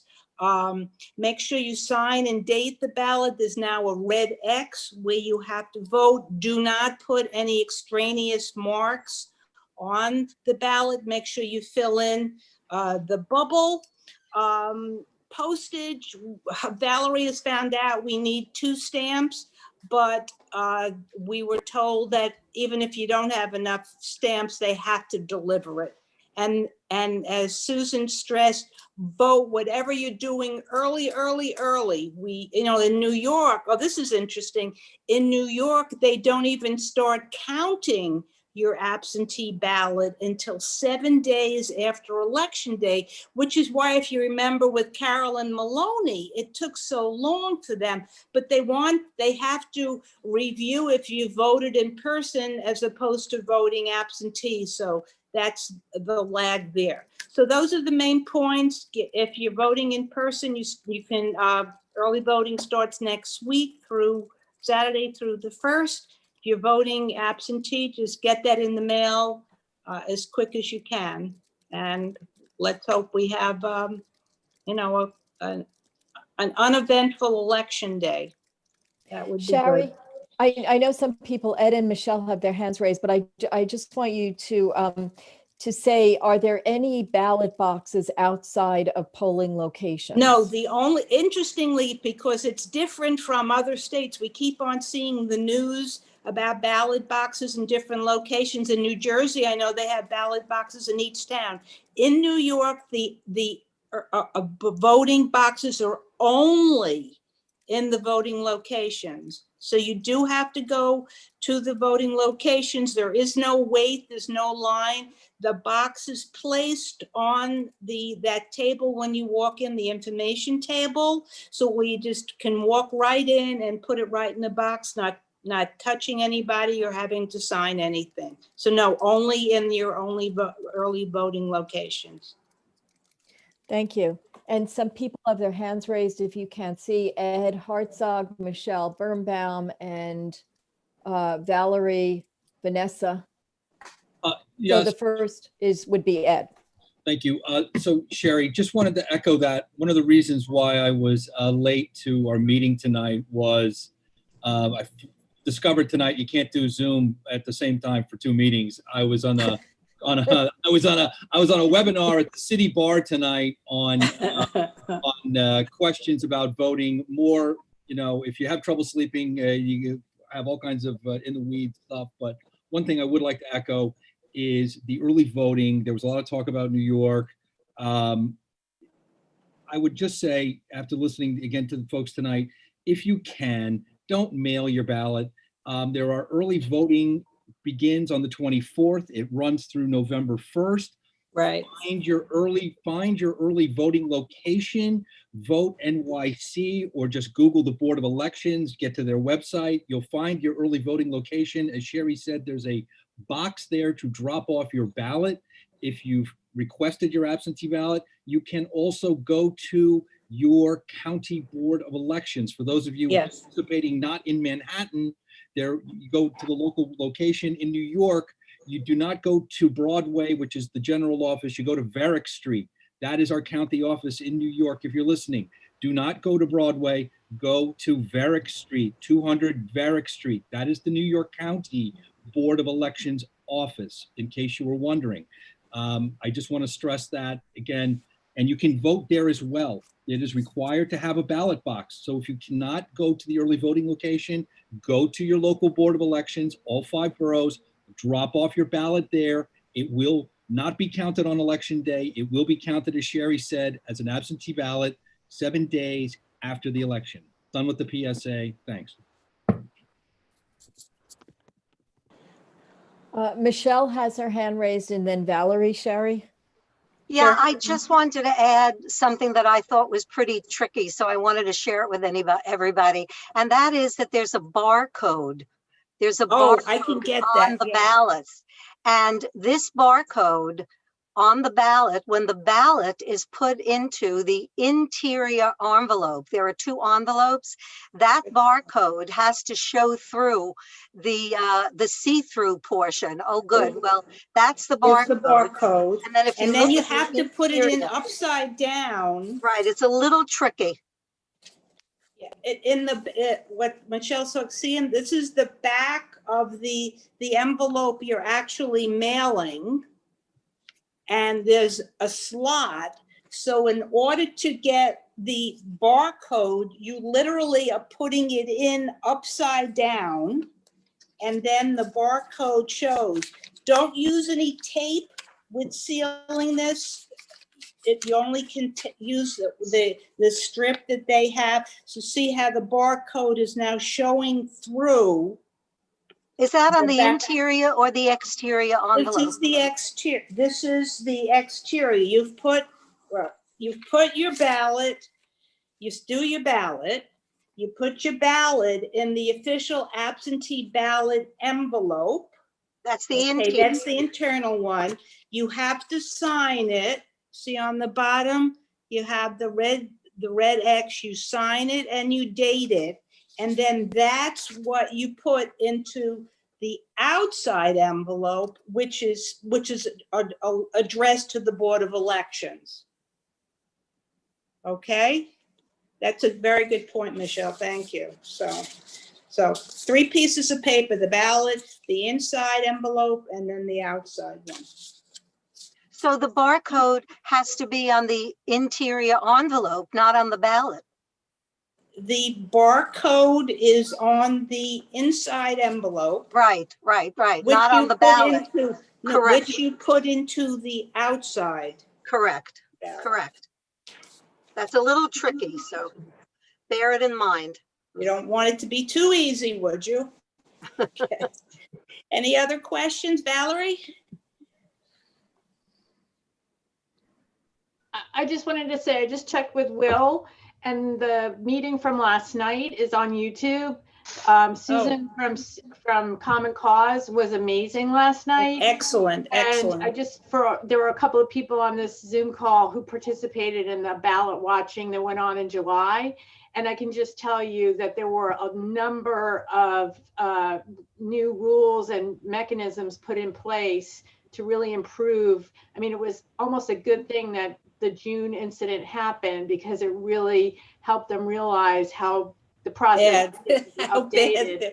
And one of the things too, which Susan mentioned last night, if you now forget to sign your ballot, they have a way to be able to identify you and have you come down and sign it. So Correct it, yes. Most of the ballots that were invalidated in June were because people forgot to sign them.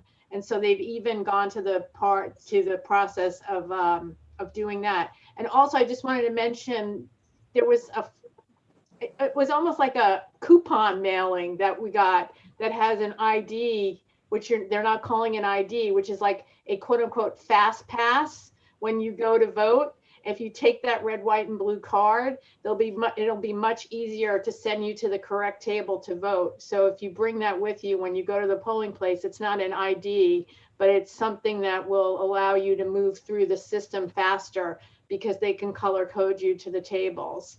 Yeah, here I just found mine. So. Yeah, so they've really done a lot to improve the process. But I agree with Ed. If you don't need to use the mail-in ballot, it would be a lot better to try to vote in person, although there aren't as many early voting places as perhaps there should be. So that's, I think, the next step in improving accessibility. Yeah, we're going to take that up. The committee, that's the next thing on the committee's agenda. Vanessa has her hand up.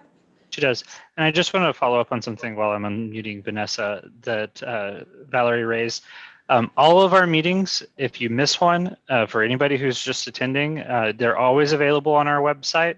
Go to the committee page, meeting page, and you can find the link there.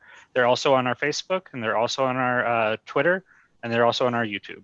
So you can find them in many places if you just want to peruse an old meeting. Thanks. So I suppose I can peruse the old meeting and potentially find out this information. But I just wanted to clarify. There was an article in the New York Times that Will just popped in the chat about when each state's votes are counted, and it says in the New York Times that they count the absentee ballots when received. Not And in New York. Right. Not in Well, so what I'm saying, and is it New York State or New York City? Because New York Times says that in New York State, that like New York, if you look at the infographic, has New York State under when received. And I wonder if that's incorrect, if there's any way that we can like reach out to the New York Times and have them correct that, because it's a pretty big. No, that was the problem with it said with Carolyn Maloney that they didn't start. Everybody's wondering why the heck were they taking so long, but that was the reason. So I don't believe that New York. I mean, New York's voting is so archaic that it's that would. So I don't believe. I was surprised too when I saw that in the New York Times, but it feels like a source that should have correct information. So does anybody have a contact? Yes. New York Times that can fix that? All right. Ed is back. Ed, do you know the answer to that? Yes, I do actually. So I wanted to clarify something. Yes, vote in person, but Valerie, it was not to go to the early voting sites and the BOE to vote in person. That's to drop off your ballot. New York City, just so you know, we got the numbers tonight. If this will incentivize you any more to take your absentee ballot, you don't have to vote in person. Take your absentee ballot, do it exactly what Sherry said and Michelle said. Michelle, by the way, the envelope you're talking about on the inside, that is your affidavit envelope. That is what it is called. That's why you have to sign it and make sure you date it. And you do have a chance to cure. But just if I can prompt you any more quickly to take your ballot to the early voting site or to the BOE and drop it off in the box, okay? The point is they've already sent out 1 million Oh my God. ballots in New York City. In New York City. Okay. Now the good news: we had a commissioner from the city and the state. Trust them both. They're on this. They understand. They've adapted. So we're going to get the count faster. To your point, though, Valerie, there are. I mean, Vanessa, there are the presentation tonight from the Brennan Center.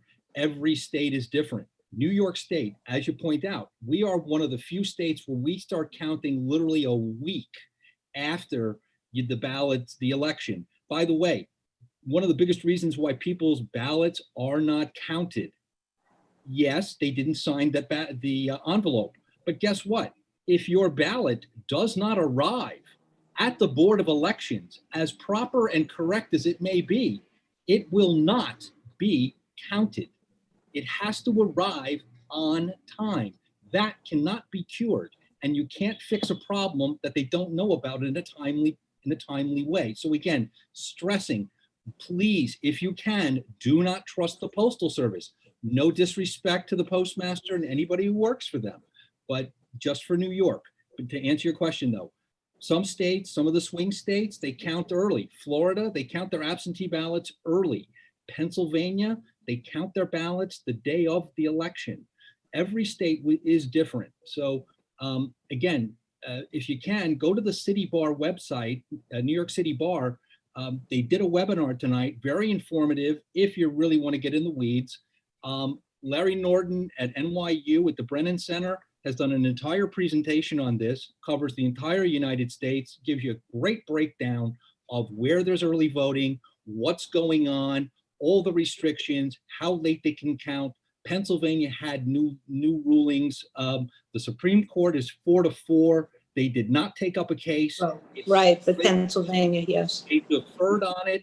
The ruling out of the Fourth Circuit, according to Larry Norton, it was a 12-3 decision, but the dissenting judges in that conservative circuit were strongly indicating to the losers that they should appeal to the Supreme Court with a new nominee coming on board. So it's a fluid situation, but didn't mean to go on, but to answer the question, they count on different days. Please don't trust the mail, but if you have to, go ahead, vote in person, but drop off your ballot. Sorry, didn't mean to go on so long. Well, luckily, New York will not determine the outcome of the presidential race. So I think, chances are we know how New York will be going. But all right, who do we got? Ed Kaz, his hands is up. Kaz? Yes, so I fill out the envelope. I put the right thing inside the inside envelope. On Okay. the outside envelope, it's got a return address. Can I mail it in for anybody, or must that return address be exactly what is on the ballot? No, it's the name and complete address is the person whose ballot is enclosed. You can drop it off for anyone. No, that's not my question. My wife fills her ballot. She Yes. puts it in the envelope, she signs it, she dates it. She gives it to me to mail. I put my name on the return address. Oh, I wouldn't. Why would you put your name? All you're doing is mailing it. It's Because still but that happens all the time. I just put, C. Spagnoletti instead of my full name. That's not what's inside. Why would you do that to confuse? I just think No, you I'm should just- keep it I'm as just- simple as possible. I would put the name and address of the person whose ballot in there. They don't care who's mailing it. It's the person whose ballot it is. No, I definitely would not put your name. I would put her name because they're going to wonder who is this person now? No, But they don't care what's on the outside envelope. It's only why would you take a chance, Kaz? Why would No, you? I'm just asking. I think you need to put the name of the person and address of the person whose ballot is enclosed would make As the it most sense. appears on the ballot. Yes. Yes. Okay.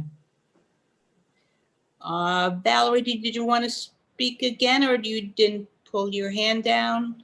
You want to go to people who haven't spoken? Warren, okay, Chuck. Chuck is new. Chuck? Yeah, I was just going to ask if we could move this along. We've had a long discussion. It's a long meeting. Yeah, I'm fine. I finished. I made my points. May I make a suggestion, Chuck? If you didn't go or watch the meeting and then watch the meeting, and if you have other questions, you can email Shari. We have contacts. There's information about how to get in touch with the Board of Elections. If you did watch the meeting or attend the meeting last night and you have a question that is different, then keep your hand up if you don't mind, Chuck, and that should move things along because the meeting did cover an awful lot of information. But this is so important, and we have the election in less than 2 weeks, that I just want to give people a chance if Shari is able to answer their questions. And if not, there is a Board of Elections website with a lot of videos. Again, they came to Borough Board last week and made a huge, long presentation. There are a lot of videos that might be helpful. So if your question is short and different, then please keep up your hand. Otherwise, I still have one item to go, and I want to be able to get to that. So is that acceptable, Chuck, Shari? Yeah, I got a couple more. Craig hasn't spoken. Craig? I was just going to respond quickly and highlight what I thought was one of the most fascinating and important things that Susan said last night, which was that the reason that New York State does not count their votes early is because that's one of the elements in ensuring that there is no double voting taking place. Yes. Really, Yeah, they check who voted in person. Yeah. Right. So any in-person vote will supersede any absentee vote, but they will see if someone voted absentee or early and then voted on election day, they can actually change their vote, and the election day vote will supersede anything that's come in. I think that's a really important point, and that's why they wait a week to allow everything to come in and to make sure that this process is happening. Good point. Without any issues. Good point. All right, the last one is Lori, and then that's the last hand up. Lori? Lori, just unmute. Oh. I have a new mouse, which I'm getting used to, so I apologize that I'm not quick on the draw. Just very quickly, 2 items. Kaz, to answer your question, I just mailed in my father's ballot, his absentee ballot. And as I recall, and Shari, you can look on the one that you have in your possession.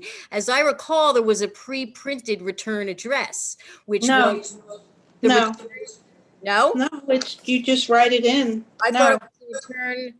All right, well, maybe they're different. But anyway, I thought it was a return address from the election. Oh, yeah, that's pre-printed. He's talking about up here. He's Yeah, no, talking- that's what I'm talking about as well. I thought that it was pre-printed on my father's because I was going to put a return address. But your parents don't live in New York City, so That's maybe correct. They live in maybe it's Westchester. different here. All right. Yeah, so maybe it's, don't, no, on ours, it's blank. It's All right. just fill it in.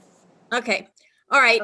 And the second item that I was going to suggest is that if, to Ed's point, if you are taking the time and the effort to go to the early voting location, I would strongly recommend that you vote early in person, because if you're going to take the time to walk to the voting place, it's really so much better for you to vote in person than it is for you to mail your absentee ballot, for all the reasons that have been mentioned. Yeah, that's what I'm doing. I'm voting her in person next week. All right, we got a couple more now. Marco now has his hand up.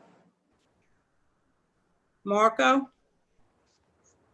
Okay, just unmute. What'd you say, Alita? I was going to say he does it now, but did you unmute him, Will? I don't know. Thank you. Thank you. Can we move the agenda, please? You know what? I know I've gotten texts, I've gotten comments. This is so important. Okay, so moving on to Russell. Okay, So Russell, do you have a why. quick question? Just briefly, they don't check the return address. It's not something they check for the validity of the voting. It's not on the outside envelope, so you don't have to worry about that. Okay,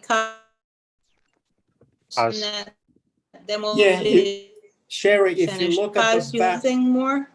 yeah, but Sherry, if you look at the ballot, there is a pre-printed address of you on the ballot, not on the envelope. Yeah, not on the envelope, right? Yes. Right, but it's on the ballot.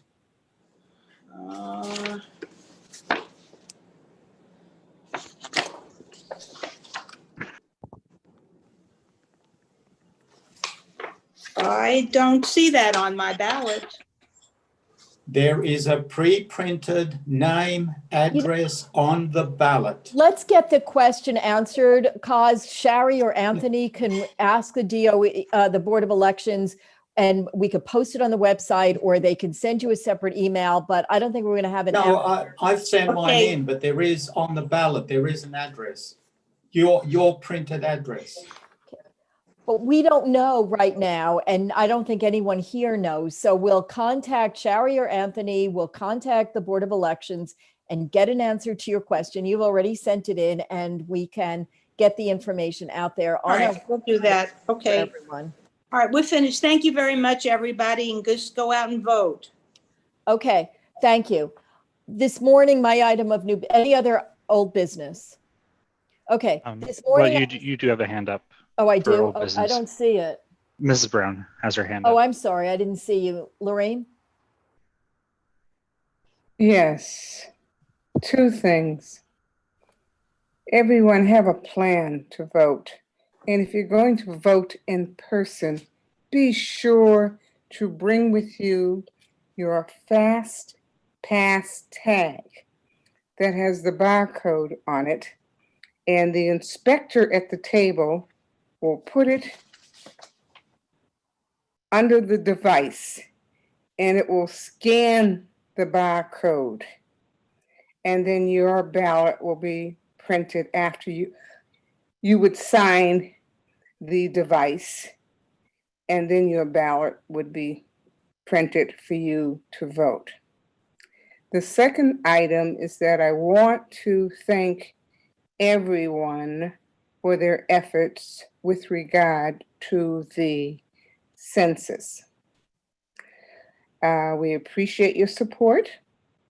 And I'm asking the community board to be proactive for the 2030 census by starting a year early by finding your chair, working with the leadership at NYCHA, put together some tips as to why completing the census would be of value to residents in public and assisted housing.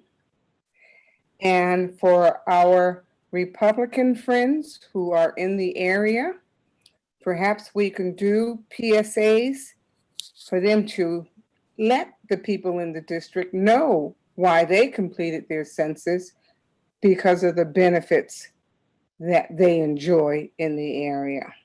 And I want to give a special shout out to Will Sanchez and his team for providing the various interviews with the census team, the U.S. Census team. I want to thank you personally for your support. And have a voting plan, vote early, and thank you.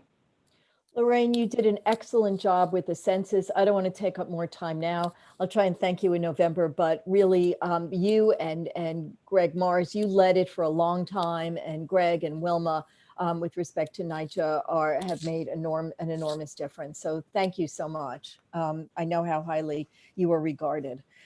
Okay, any other old business? And I didn't see your hand, so I apologize. Okay. I'd like to do this quickly to respect everyone's time. This morning, I received an email from Isabel, our liaison to Gail Brewer's office, that the only bank on Roosevelt Island is closing. What's left are 2 ATMs that only do withdrawals. There are a lot of senior people. There are disabled people on Roosevelt Island. They can't get to a bank. They can't make a deposit without having to leave Roosevelt Island. I thought the matter was urgent, sufficiently urgent to ask for a resolution this evening. I think, Lynn, are you still on? I know we emailed about you saying something, given that you live on Roosevelt Island and are familiar with the situation there, but it just seems to be a dire situation for people who get checks and have no way to deposit them or any other, I guess, currency. So Lynn? Yeah, so the bank has been closed and the bank serviced, as you were saying, a lot of the people who had no other banking choices, who are physically impaired and elderly. And the other piece that I want to add into that is that they only have, if my understanding is correct, 2 branches open. The Roosevelt Island community is being served by the branch on 14th Street. I am the president of the Residents Association. We had an account at the bank. I've been trying to work with them because I have to transfer our account over to the new people who are taking over for the organization. And it was, and please excuse my language, a shit show. Just trying to get somebody to respond to me, somebody to respond back to me, somebody to give me the correct paperwork for doing the transfer. Now, they claim that you can do some things remotely, but just to give you an idea of, for me to try to transfer the information over to the new person, it took 8 communications and 3 weeks just to make that happen. So I can't even imagine what, if you're not a business, what people may be going through who live in the community, who are absolutely not savvy with online banking, what they're going through. And we were told to make an appointment to go into the branch. That was absolutely impossible. So I just wanted to give people an idea of what's been happening. I personally went and called each and every one of our elected officials' offices when I heard that they were closing the bank for the very reasons that Alita mentioned. And there was no traction or no movement. We need some type of bank here, even if they're only available 1 day a week, for the people who really don't have other options. And so that's what I would like whatever we put forward to say to the powers that be, and you know, maybe I can have some help in terms of who to direct it to. But there are way too many people who have lost being able to deal with a bank because of this situation. Thank you. Thank you. So I had a resolution in mind. Lynn, tell me what you think, which is to ask REOC to get a bank over there and to work with the elected officials to bring a bank onto Roosevelt Island. What do you think? Maybe you have something better to suggest. So I have had that conversation with REOC multiple times. They're having difficulty getting a bank other than Amalgamated. So our first ask was, can you go back to Amalgamated and say, we're an island, we have limited resources for some of the people who have health issues to get on and off the island. Can't you leave our branch open for a day a week or a day every 2 weeks or something? And the response I got back from them is that Amalgamated doesn't want to deal with it at all, that no. So I really think that the letter at this point would be best directed above REOC because we need more leverage and a stronger voice to get the community's needs heard. So who would be the proper recipient?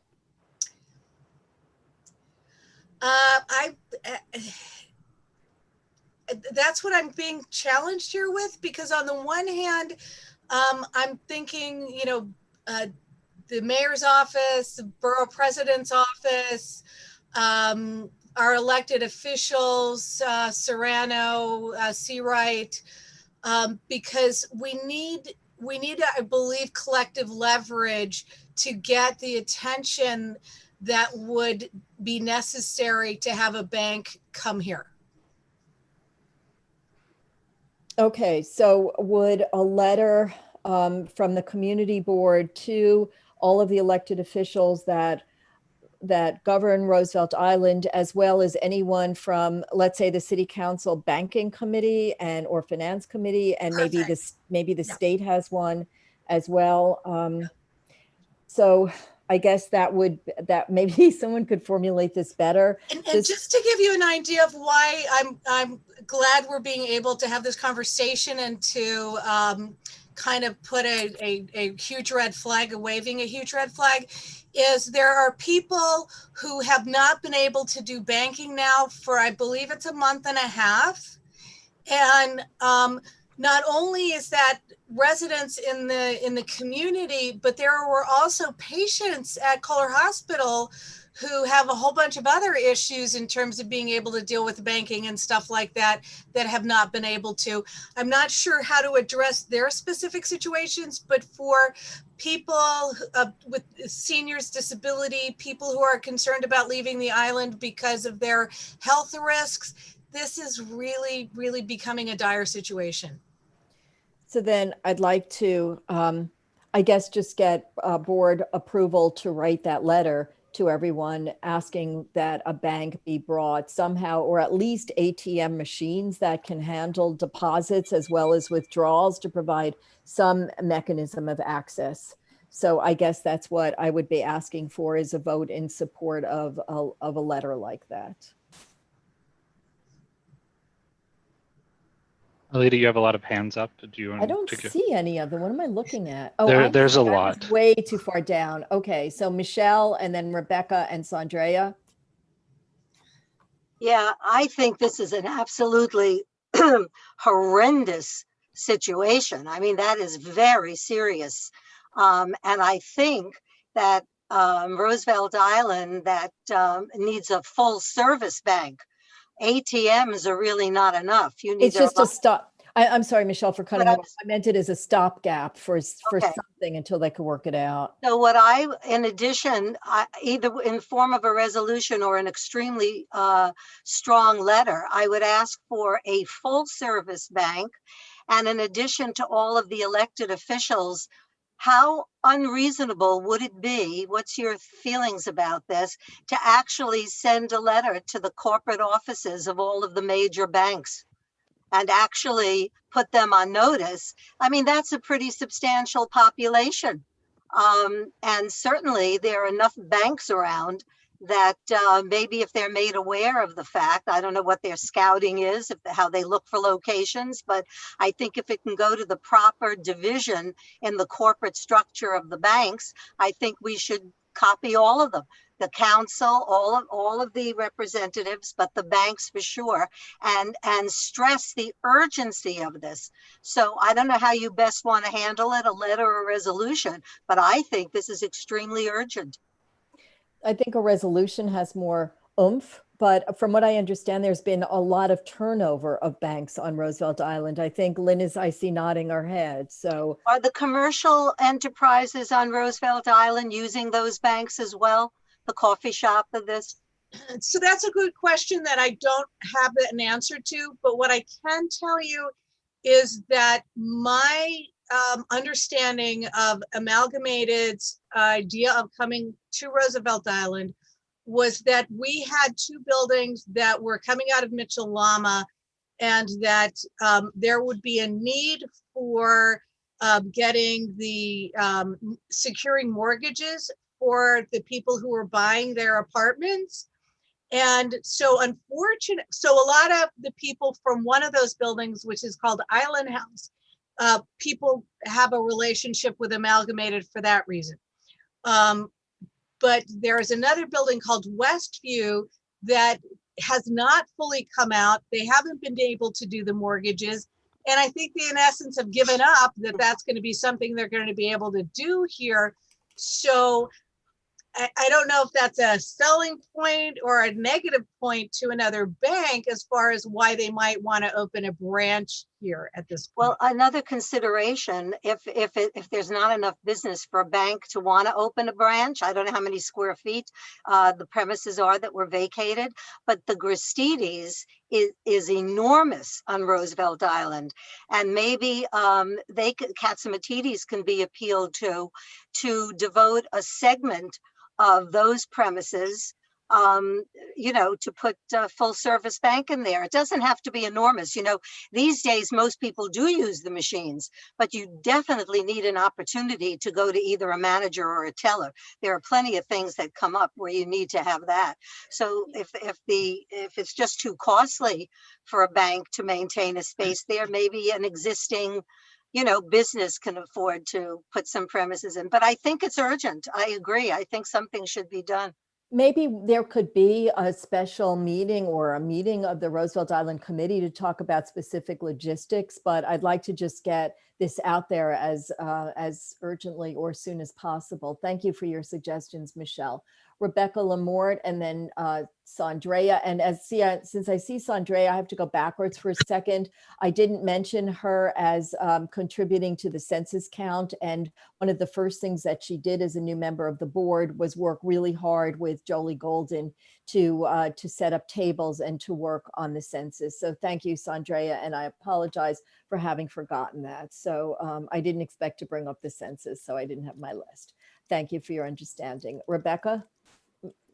Yeah, so this is a travesty that also is affecting me personally. The Roosevelt Island Amalgamated branch was my local amalgamated branch, and now I have to go either to 14th Street, or they only have two other branches. One's in the Bronx and one's out in Brooklyn on Fulton Street. So it's not very accessible, especially during COVID. And like Lynn said, trying to communicate with the bank about changes and hours, like for example, all those branches just cut their hours. They're only open from 9 a.m. to 3 p.m. So now to take that trip from Roosevelt Island, when you have work, when you have family care commitments, when you have children at home school, it's really impossible for so many residents to be able to make that trip. And if you're a senior or you're, unable to use technology, you don't have access to internet or a smartphone, for example, to do a mobile deposit, you're really disenfranchised. And when the economic needs are so great, we can't have people unable to access their money, deposit funds, or just work however they need with the bank.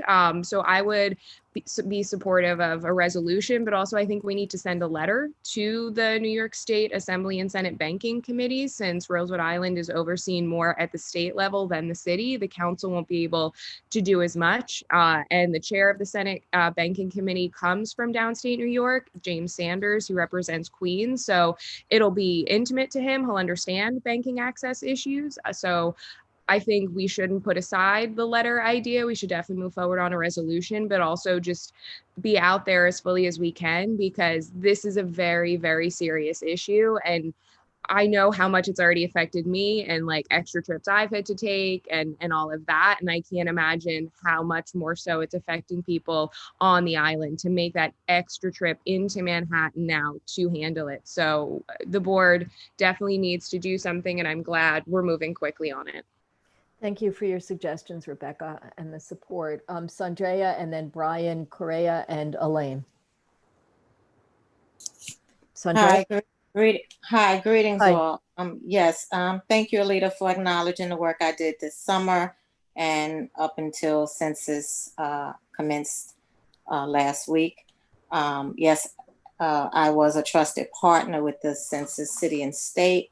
I led many initiatives outside during this pandemic in the vicinity of CB8, even once on Roosevelt Island, done it in Carl Schutz Park, as well as put census flyers and over 400 book bags that was given to the youth of Isaac and Holmes Towers.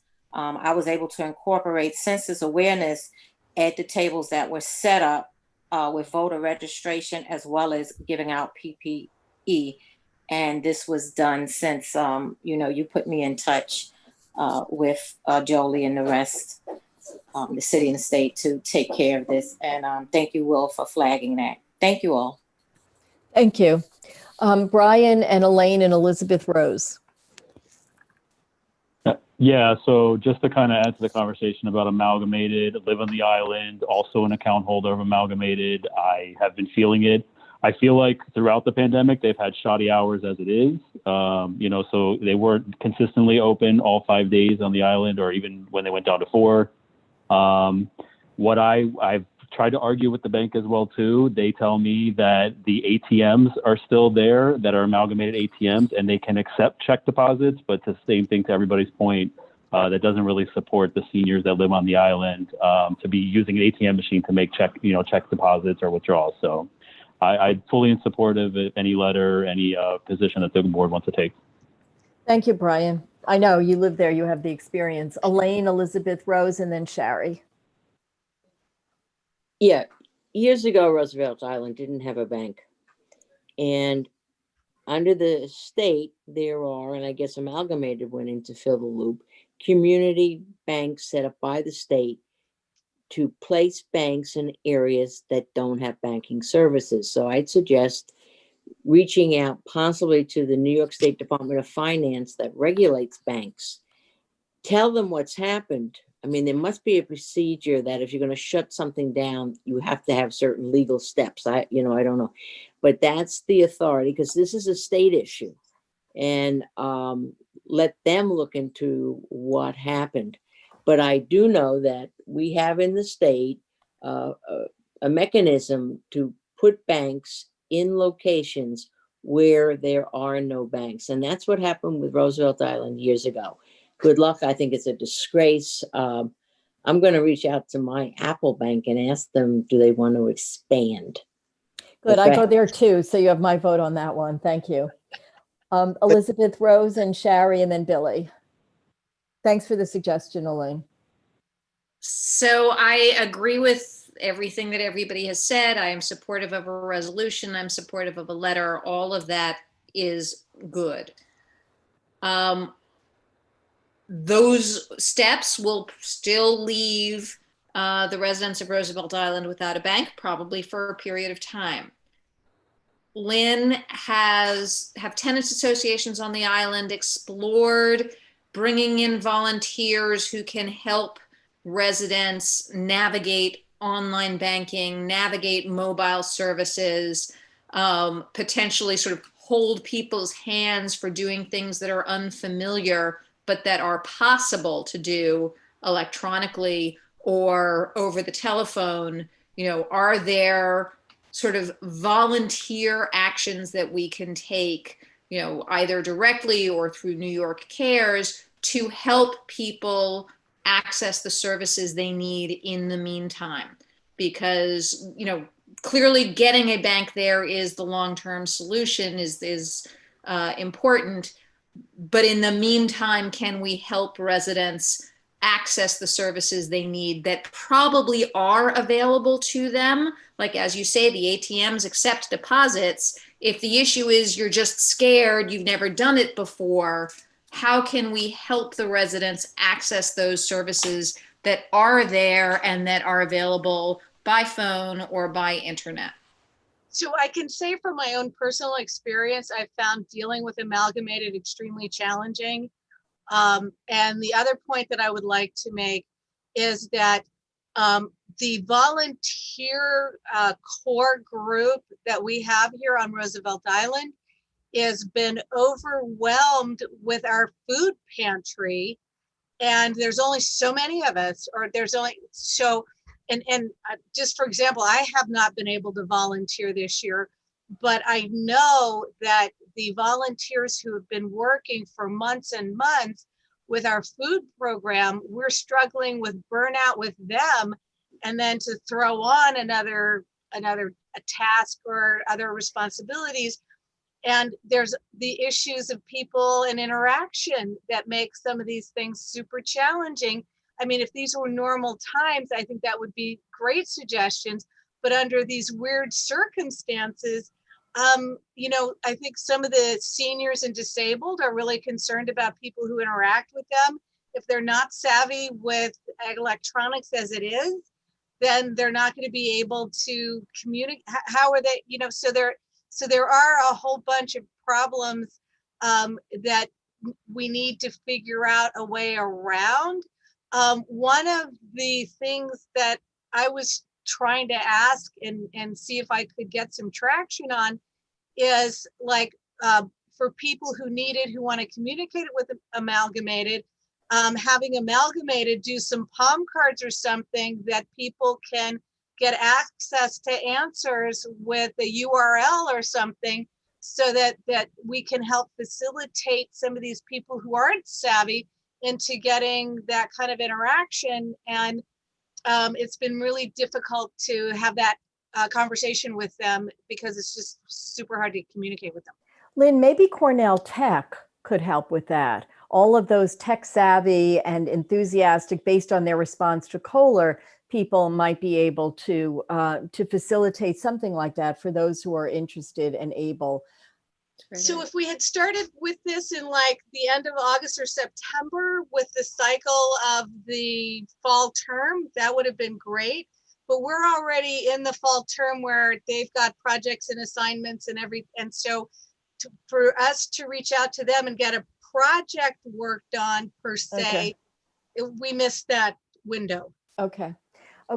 Thank you though. And thank you, Elizabeth. Shari, Billy, Barbara Rudder.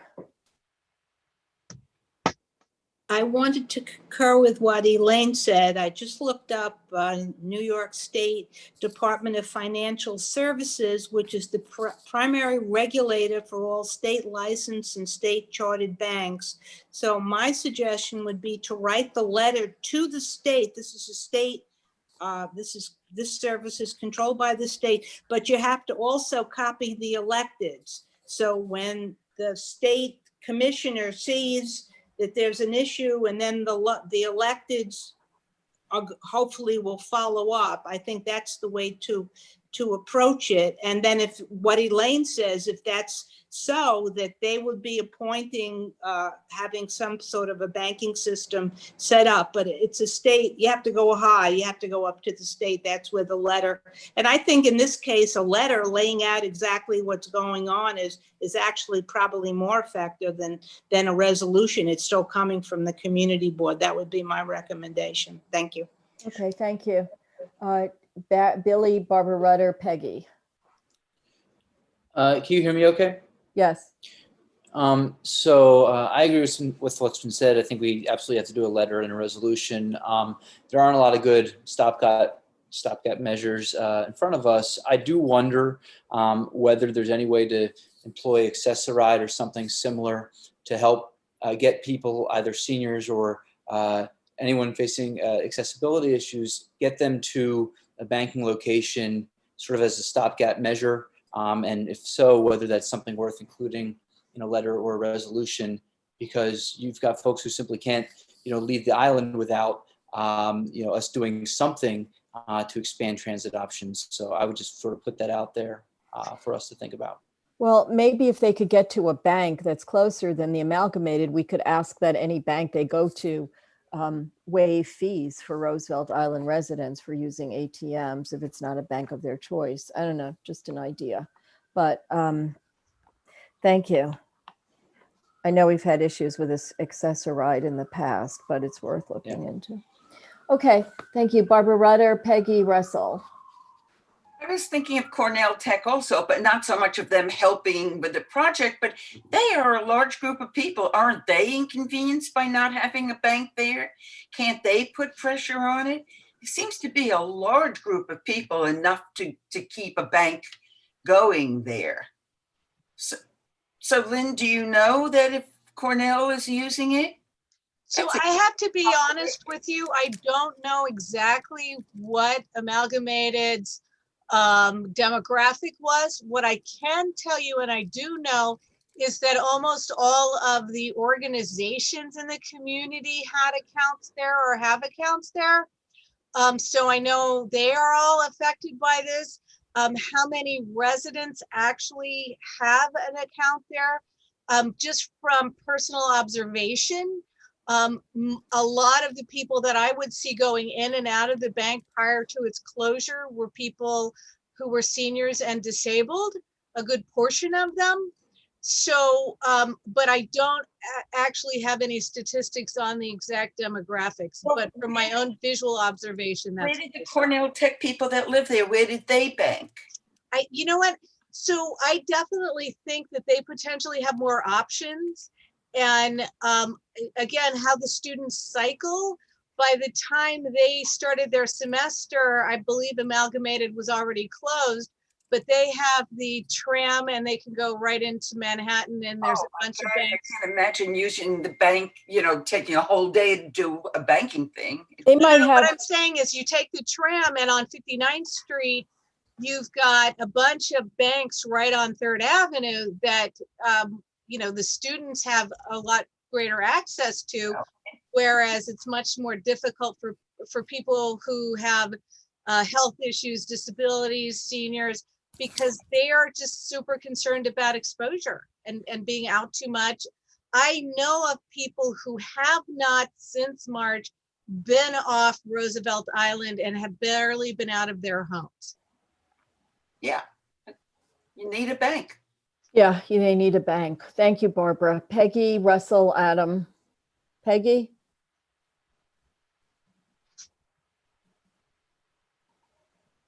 Peggy? Peggy, just unmute if you get a chance. I don't know if this has been done yet, but it seems to me we could get a lot of help, especially getting help with the State Financial Services Board, by contacting Carolyn Maloney. She's not only on the House Committee on Financial Services, but she's also on the Joint Economic Committee and vice chair of its Economic Committee. And she's vice chair of that committee. And it seems to me that we could get her to intercede for us with the State Finance Committee board to get some help getting a bank established there, getting a presence of a bank there. Seems to me she'd have a great deal of influence and would want to be involved with that. So it's just a suggestion, but I do think we should contact her. That's a good suggestion. Thanks, Peggy. Russell, Adam, and that's it right now. Russell, and then Adam. Thanks. Yeah. So I don't think we should get hung up at this stage on who exactly the letter or resolution should be directed to. We don't need to sort of artificially limit ourselves in that regard. And I think there are some other things that we just don't know yet. So it does seem like there's broad agreement that this is a big problem and that there need to be banking services on the island, and that ATMs are not enough. So I think if we had a resolution that's sort of broadly worded and saying something to the effect of, we call on our elected officials and government agencies to reestablish full service banking services on Roosevelt Island, provide access to such services to seniors and people with disabilities until they're reestablished on the island. And I think Alita, as chair, can send the resolution with, letters or as an attachment to a letter to anyone and everyone. There's really no limitation on that. And if we just sort of take a position that this is how we feel, and again, I think that there seems to be broad agreement on that aspect of it, and that doesn't forestall further action. It doesn't forestall us from finding out more or having committee meetings about it or taking more action as a board. So I think that's a way to kind of address this in the near term that gives us flexibility and expresses our views on it. Right. Okay. Thanks. Adam? Adam? Yeah, I just wanted to make a comment. I mean, I think what Russell said was great. Just to comment that the reason people wonder why banks come and go is, it's all about deposits. They go where they think they can get more deposits. That's why you see them opening up up and down Broadway in Columbus and the Upper West Side, and why they had to pass the EC2 and the EC3 special overlay districts to essentially prevent banks, is because they were just coming there because they snatch up the deposits. The reason a bank comes to Roosevelt Island, I guess initially, was because they felt some sort of pressure to go there. The reason they're leaving because they feel they're not getting the deposits they want.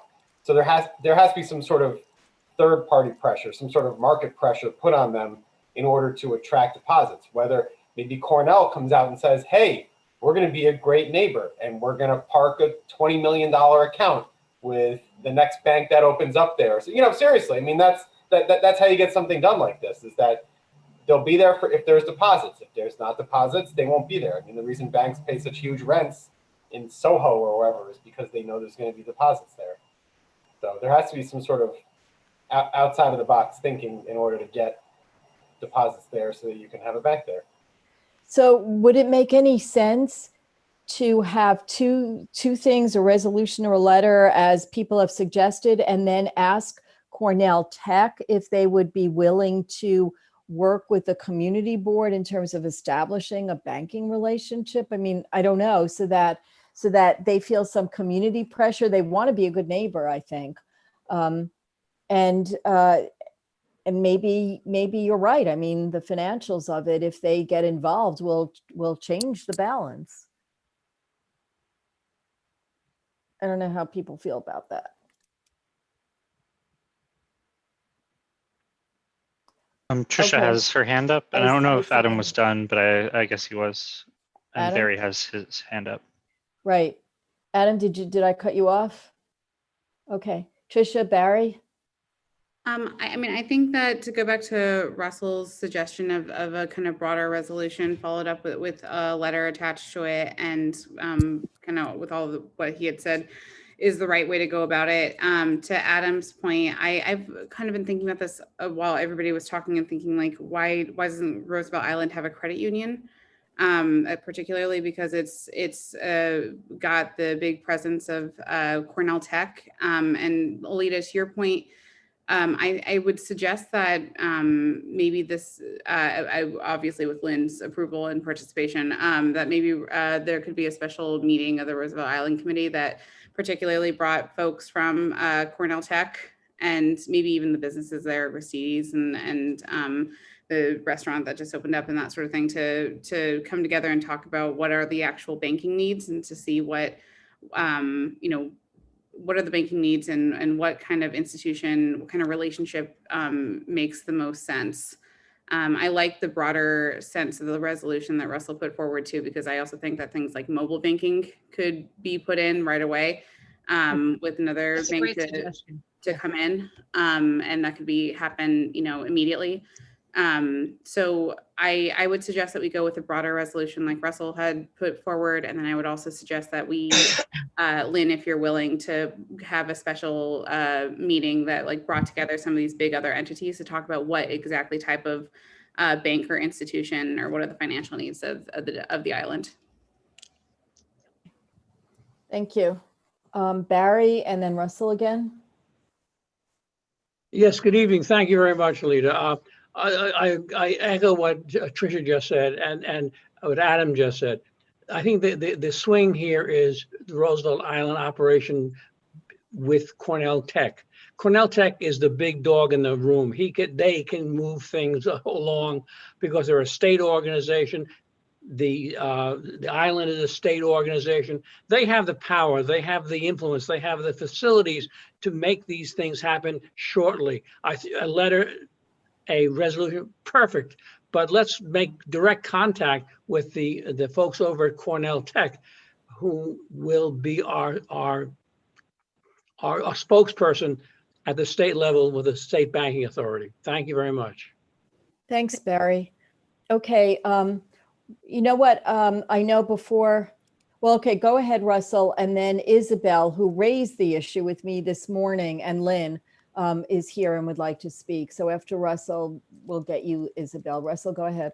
So I was just going to formally sort of put forward what I had said as a resolution for us to consider, and just the idea would be we call on our elected officials and governmental agencies to reestablish full service banking services on Roosevelt Island and to provide access to such services to seniors and people with disabilities until they are reestablished on the island. And I don't think that forestalls sort of outreach to other organizations, or and I think it leaves open all the sort of outreach that we've been talking about to all the different agencies and stakeholders. And so I think that's the resolution that I would just put forward if someone wants to second it. If we want to. Can I make a friendly amendment before that, and not limit it to seniors and disabled people, because there may be people who are just concerned about catching the virus and becoming infected if they leave the island. So, so we could include those as well. Okay. Thank you. Is there a second for that before we go to Isabel? Trisha has her hand up. Okay. Or the thumb up, you know. Okay, so let's just go to Isabel for a minute. Isabel? Will, could you unmute her? Oh, I did, and then she muted back. Okay. Try that again, Isabel. Just hit the unmute button.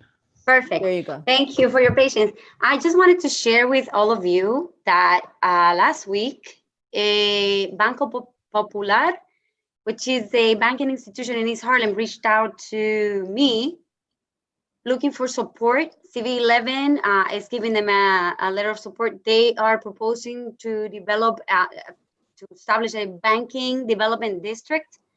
And so I'm gonna be forwarding this email to Alita and Will, and then see, because it was sent to me, I don't wanna share, but there's a couple of attachments. Look at them.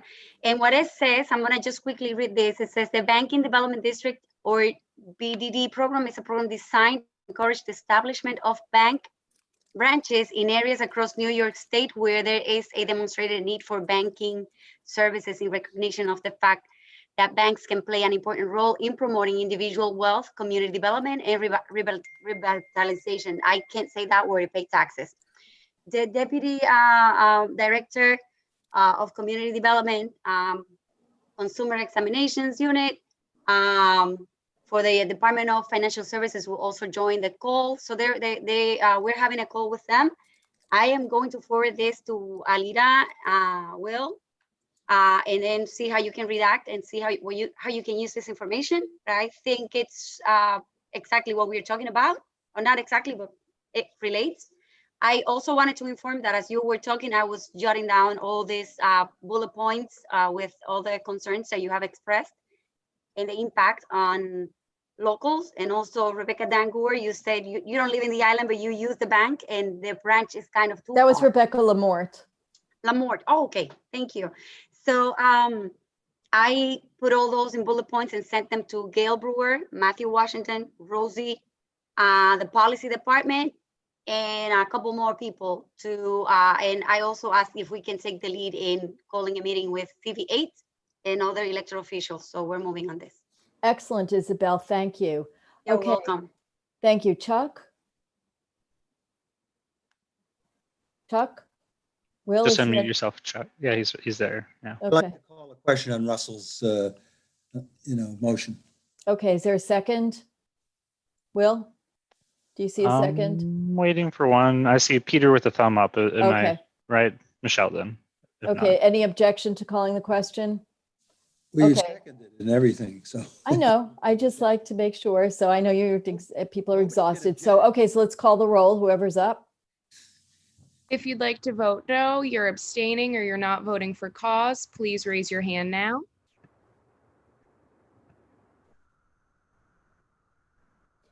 Again, if you'd like to abstain, vote no, or you're not voting for cause, please raise your hand. Seeing no hands, everyone will be recorded as a yes. Thank you. Thank you, everyone, for taking such interest and giving such thoughtful suggestions and advice. And thank you, Russell, for formulating the resolution, and everybody for your input. I will work on this and listen to the end of this meeting again. Barry, you have your hand raised? We will have we'll have the vote ready in 1 second. A couple more people left. Okay. Okay, good. Thank you, Rebecca. Barry? After the report is given, I'd like to move to adjourn. Second? Russell Squire. Okay, so we're waiting for you, Rebecca. And thank you again, everyone.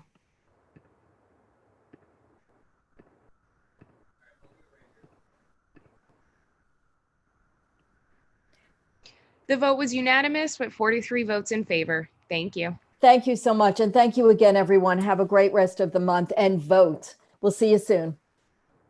Bye. Or not soon.